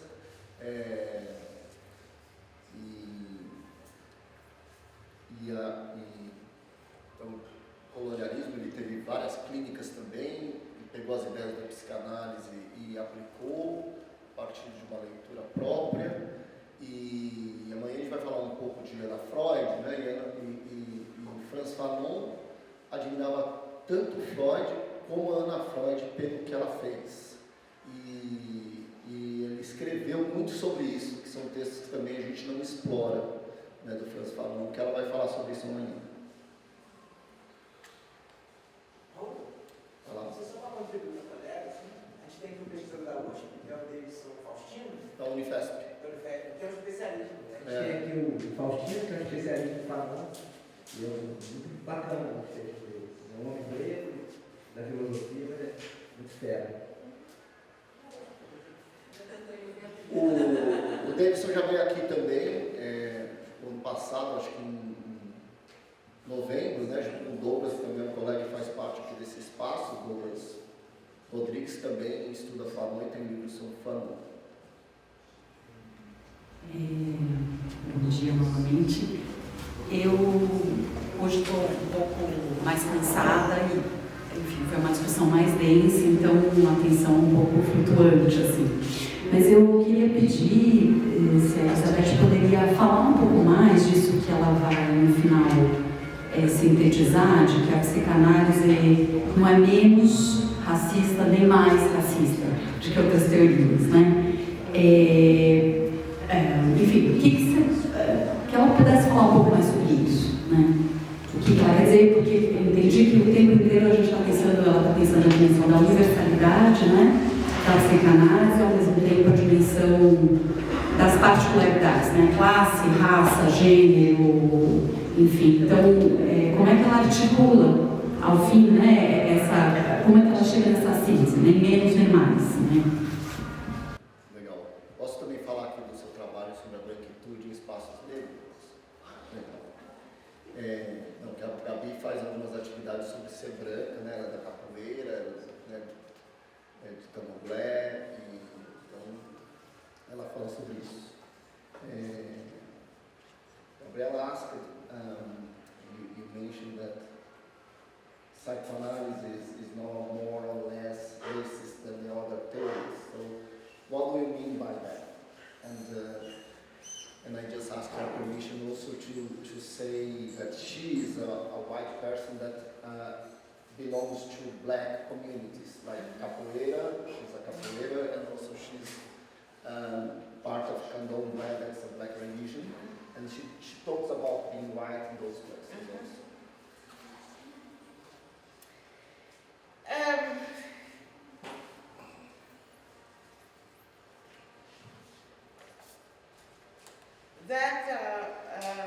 I think that sentence that psychoanalysis is not more racist, but not less racist than other thought groups, like even, medicine or sociology or literature. Not necessarily because of its the way in which racism is instrumentalized, because there's that too,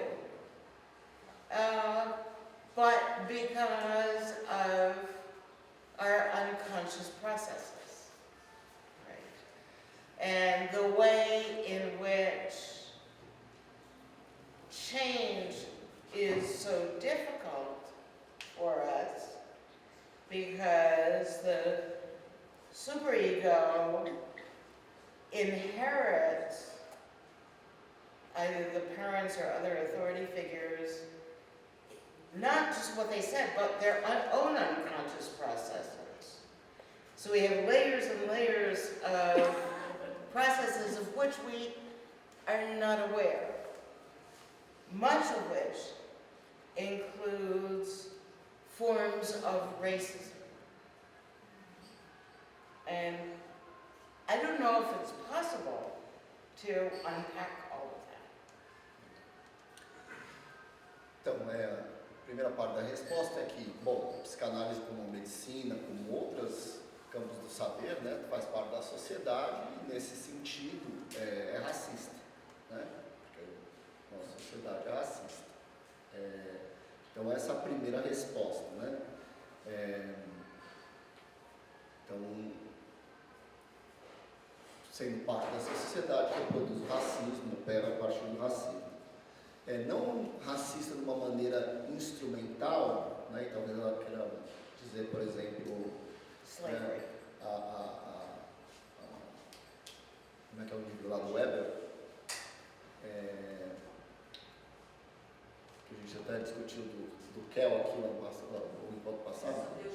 Eugenia, né? Eugenia, não é? Essa instrumentalização do racismo, não é disso que ela se trata. A psicanálise não instrumentaliza o racismo, né?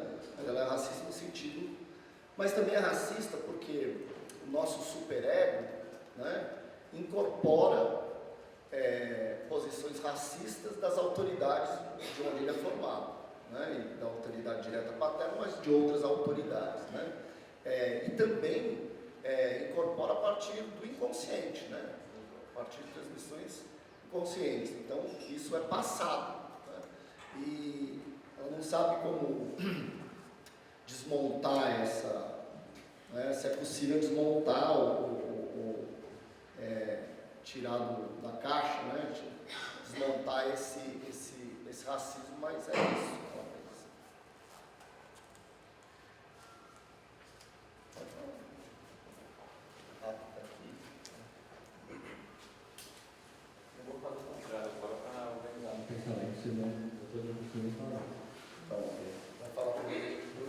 First in Portuguese and then I take the opportunity, eu vou ao banheiro também.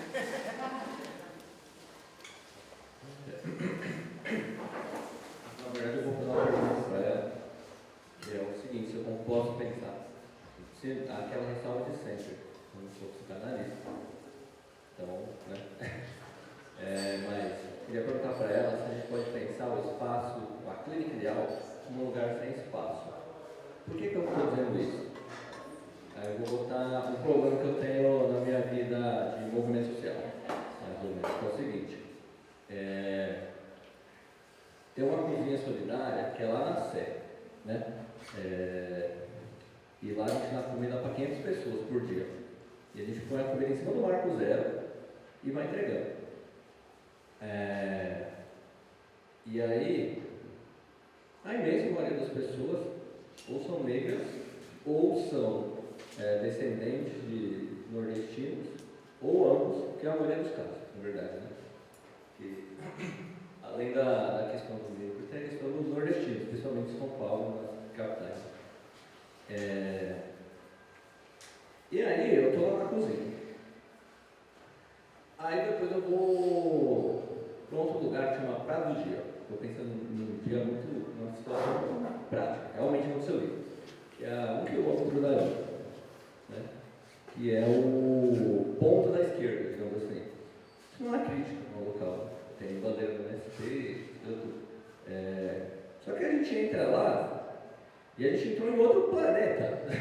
Mudou tudo, mudou as pessoas, mudou a discussão, mudou cor, mudou conversa, mudou absolutamente tudo. São 2 planetas completamente diferentes que habitam, que estão nesses locais. E aí, o que acontece?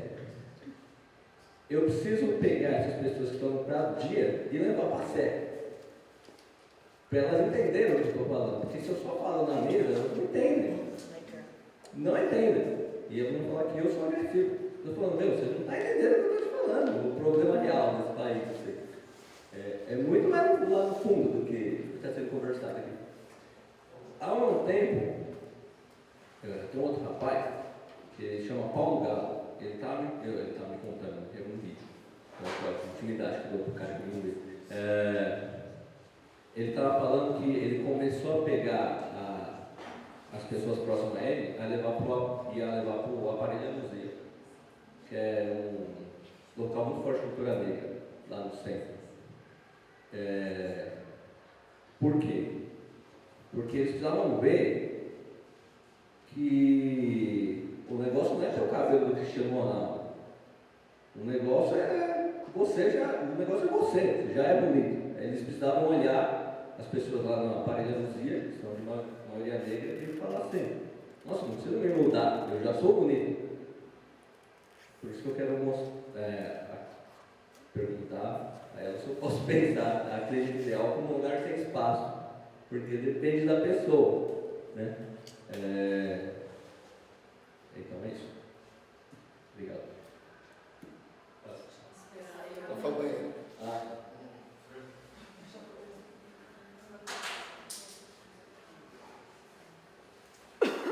Me ajuda também, porque se eu mesmo esqueci o que eu falar. Eu fui ao banheiro também, eu peguei só o final da sua... Fala.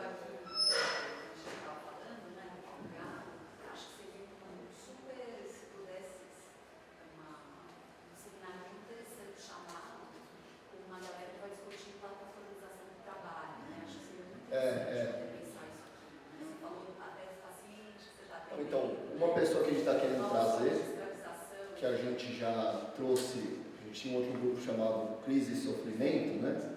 A gente trouxe uma professora que inclusive criou esse tema, que é uma professora, esse termo, né? Que é uma professora muito interessante, que por isso inclusive foi demitida na Universidade de Natal, na Inglaterra, Ursula Urs. É uma pessoa muito interessante que criou esse termo, plataformalização do trabalho. E ela tem um texto sobre os trabalhadores da cultura, que era muito legal a gente pensar, principalmente os psicanalistas, as galeras dos coletivos, né? Que é justamente, ela analisa como esses coletivos de arte lá na Inglaterra, né? Pensa que tem um trabalho independente, que são de vanguarda e tal, e de repente se dão conta que estão sendo explorados, né? Que seu trabalho está sendo explorado. E ela fala que justamente nessa situação de crise que é a possibilidade de a gente transformar, né?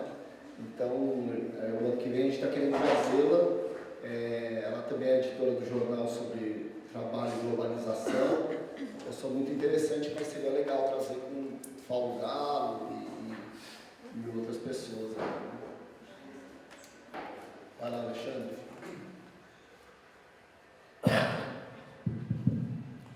So I would like to ask you if I can rank my ideal clinic as I specialist place. What does it mean and why am I asking this? So I was telling everybody an example that represents why I have these questions for you. If I can think a clinic like a specialist place, circumstance. Because, you know, I'm part of a social movement, and there is a place downtown São Paulo,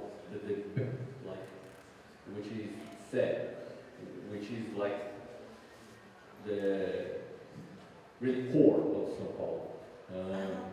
And every day we go there and we give for free 500 takeaway food. I don't know how to translate money. Anyway, food for free, and you can get there.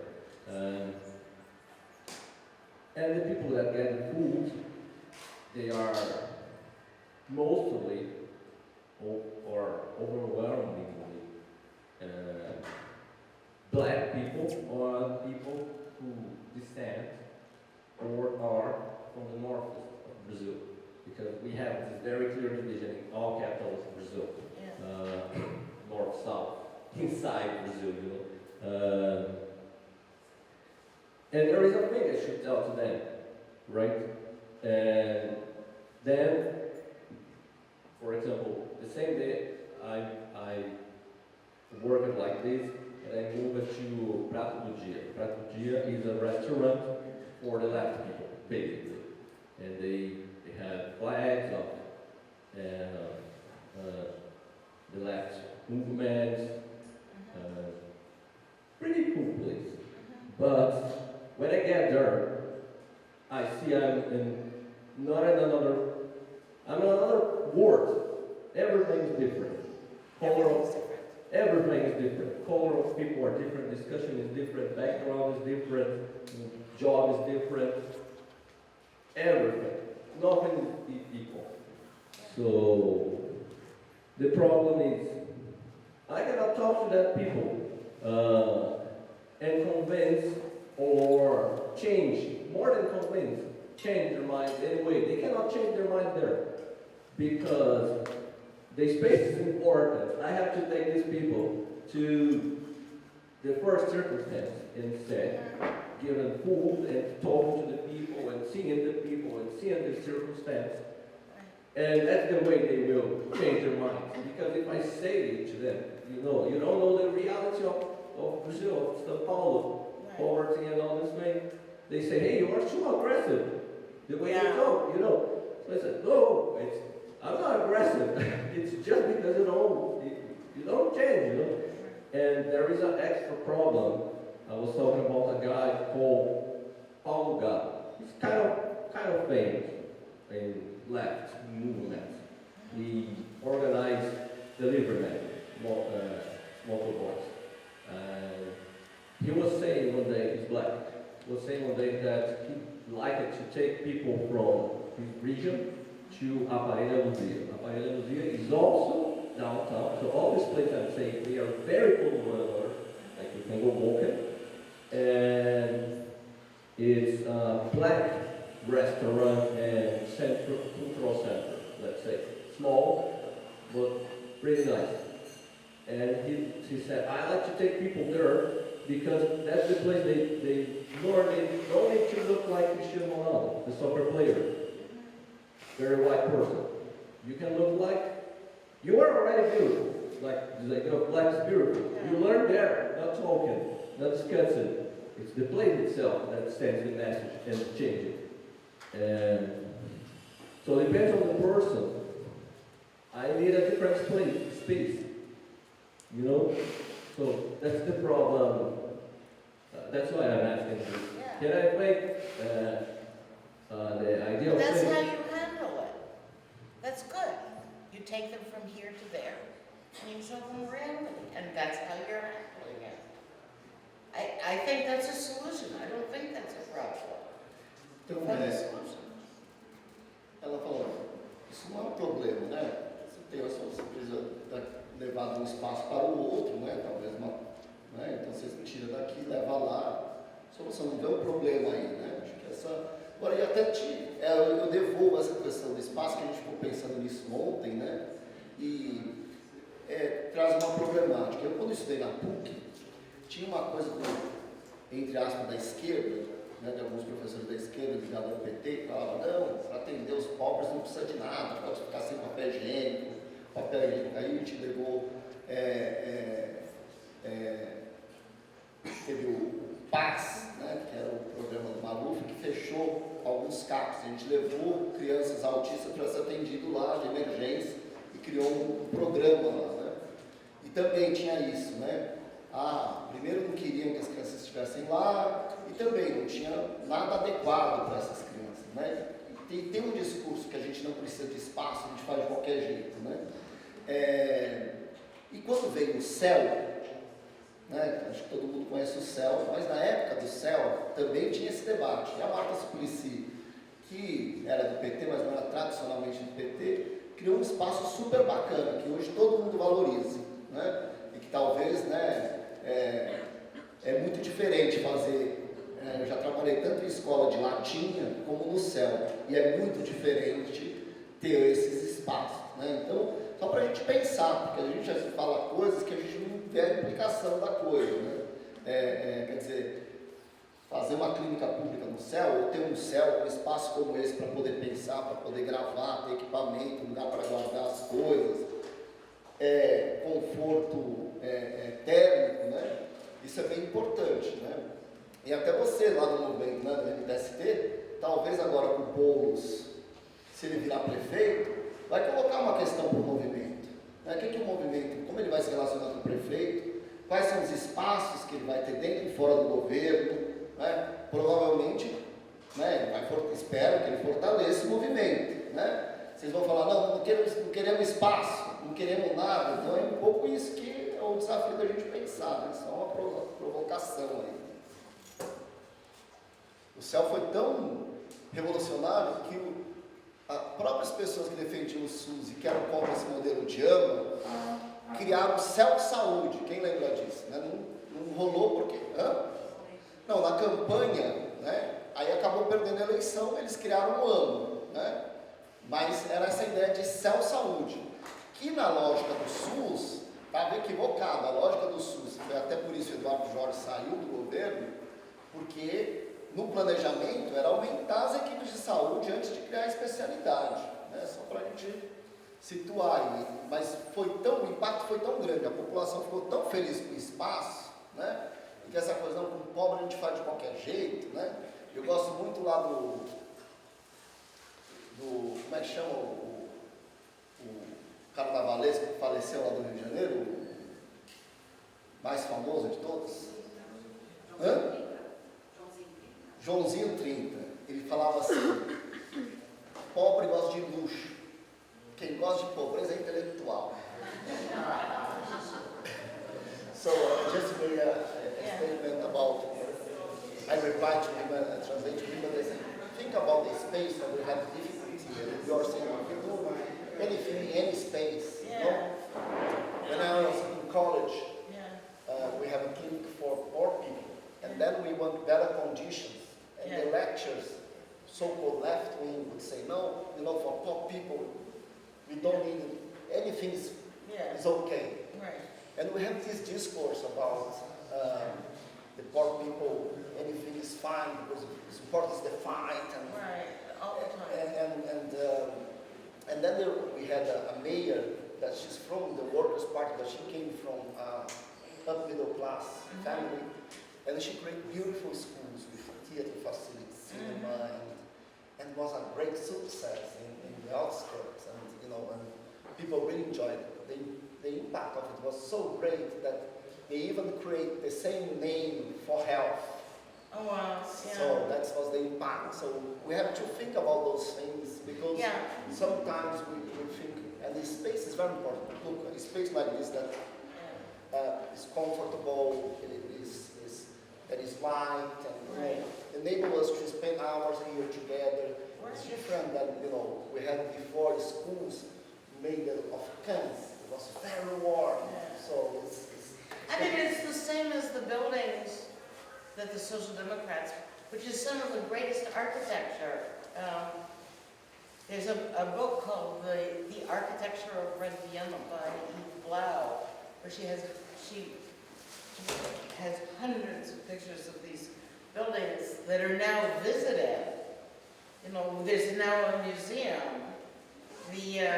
In one of them there was the top floor was a community washing room called the Waschsalon. And the Waschsalon has now become a museum of the Vienna, it's called the Vienna model of a housing project, right? So, of course it was criticized, right? But at the same time, the city of Vienna is still very proud of the building program. And one of the amazing things is that these buildings are integrated throughout the city, right? They're not being built like in Paris on the banlieue, the periphery, right? But they're throughout the city. The other thing that's interesting is that in an effort to preserve the old buildings, the old Beaux-Arts buildings, that developers want to tear down, and instead the government is reducing the rent, so that people will live in the old buildings. So it's very, and you can find online discussions of the Vienna model of housing. Acho que o que ela quis mostrar aqui também, né? A coisa de pensar o espaço como alguma coisa importante, né? Então, tem o Otto Wagner, que escreveu A Arquitetura da Viena Vermelha, né? É um livro bem interessante, tem milhões de fotos sobre os espaços públicos, a escola, como era planejado, né? Acho que é interessante a gente ver como isso, desde do pagamento, como é que se ocupa esses espaços, mantém memória, tem várias questões importantes, né? E isso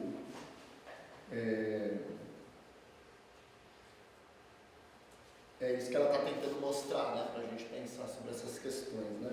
Tem um livro também que eu vou sugerir, que é da perspectiva também, que é Arquitetura e Psique, um estudo psicanalítico do espaço, né? Que eu acho que também vale a pena, né? Para pensar essas questões aí. Also, in these developments, there were, and I'll talk about this tomorrow, how Anna Freud and some analysts took the psychoanalytic clinics into these buildings. But there were, well, I should save this for tomorrow, but it was the kindergartens, the tuberculosis clinics, alcoholism clinics, marriage counseling clinics, were all of these developments, which also are aesthetically extremely beautiful, right? And so when they were first built, there's this famous quote of a woman who finally, was able to get her children into safety, and she says, "Air and light for my children." And that became sort of the motto. And they're extraordinary. E tem muitas coisas, né? Projetos de arquitetura que pensam no lugar das crianças, né? Arquitetura extremamente bonita, né? Que causa impacto. This last project that you say, who made this one, light and air. Oh, air and light for my children, for our children. Yeah, it was a resident, and she said that to Carl Seitz, who was the mayor of Vienna overseeing this. She says air, and that became the motto. e, na verdade, é um depoimento, pensei que era um lema, né, mas é um depoimento de uma pessoa que, ao entrar nesse tipo de moradia, né, falou, nossa, ar e luz para os meus filhos, né? Então, desse impacto. Tem a Gabi, a gente encerra, pode ser, gente? Que aí a gente vai... Então, agora, no almoço, a gente vai lá, a galera vai fazer o som, né? A gente trouxe o violão, trouxe os instrumentos aí, então... Pierre falou que vai tocar o coração das pessoas também. Isso. Leandro já veio uma roupa há 5 anos. Eu não falei isso, não. Não falou isso, agora tá correndo, rapaz. Quando o pessoal veio pra cima, você corre? Eu não falei isso.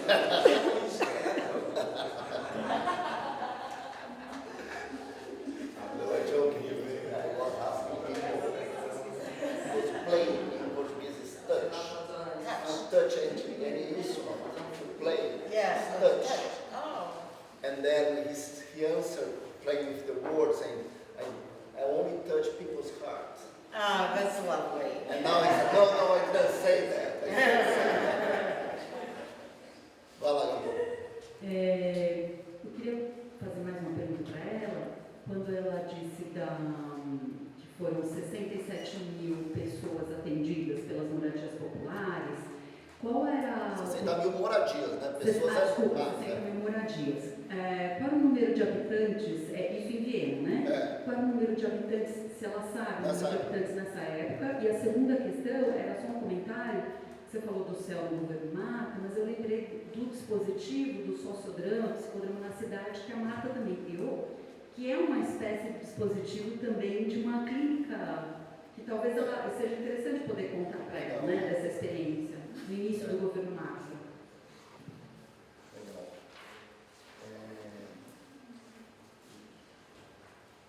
So, the first question, if you know, you said that was 67,000 houses. Yes, in the 1920s, 60,000 apartments were built. And Like that, fast. And what's the population at that time? Good question. The population had been very reduced by the war. And especially the population of children had been very reduced by tuberculosis, right? In fact, tuberculosis killed so many children that it was called the Vienna disease. So,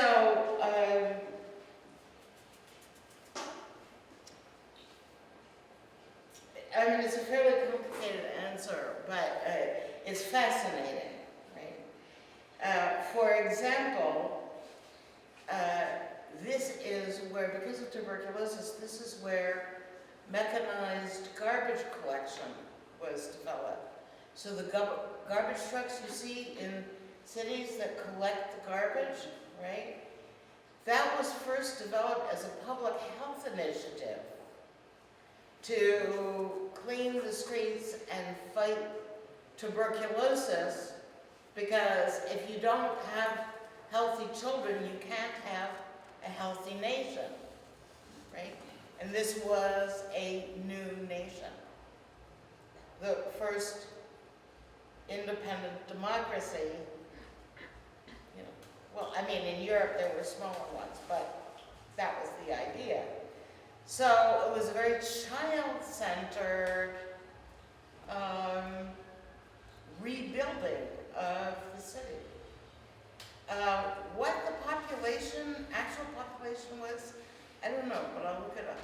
That's interesting. But, yeah, thank you.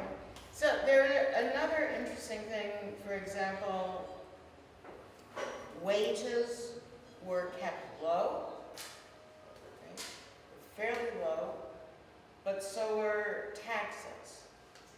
But this man named Hugo Breitner, who had been a banker, became comptroller for the city of Vienna and developed very specific taxes, right, that were then named after him, and that, of course, rich people did.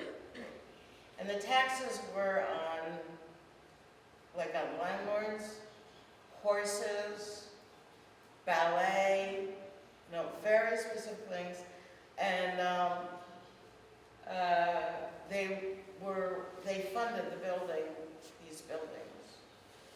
So I have on my computer some photographs of these plaques on these buildings that say, built by the city of the Gemeinde Wien, the community of Vienna, on write your taxes, and then these buildings were built. Taxes on horses. Horses. And Everything, horses, cafes, people who owned buildings, because very few people did, right? All of the luxuries were taxed. okay. But there was a very specific equivalence between you pay this much in taxes is going to be raised, and then that much will go to the buildings. And the conservatives called it stoiocentrismus, tax sadism. Então, de novo, né, uma imbricação com o nosso tempo agora também, com a discussão que a gente está aqui no Brasil, mas ela não lembra o número, né, da população, mas a população primeiro estava reduzida por conta da guerra e por conta da tuberculose. Né? A tuberculose matou muitas crianças, né, principalmente, então até levou o nome de a tuberculose era a doença de Viena, né? E inclusive essa coisa do lixeiro mecânico, né, que coleta o lixo sem tocar no lixo, né, foi inventada nessa época como um serviço de saúde para combater a tuberculose, né?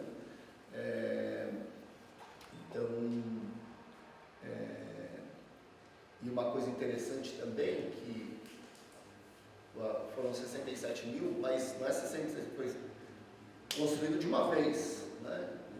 How many years to build this 60,000? Oh, I don't know, 5, 6 years? 4, Very 5 fast. anos. Construíram todas essas casas, as casas e facilidades, é muito rápido. E o dinheiro vinha do que era o luxo. O luxo era taxado, tinha imposto, né? Então cavalo, joias, casas, tinham poucos proprietários de casa, né? Então isso foi taxado e tirava o dinheiro daqui e investia diretamente nas casas, né?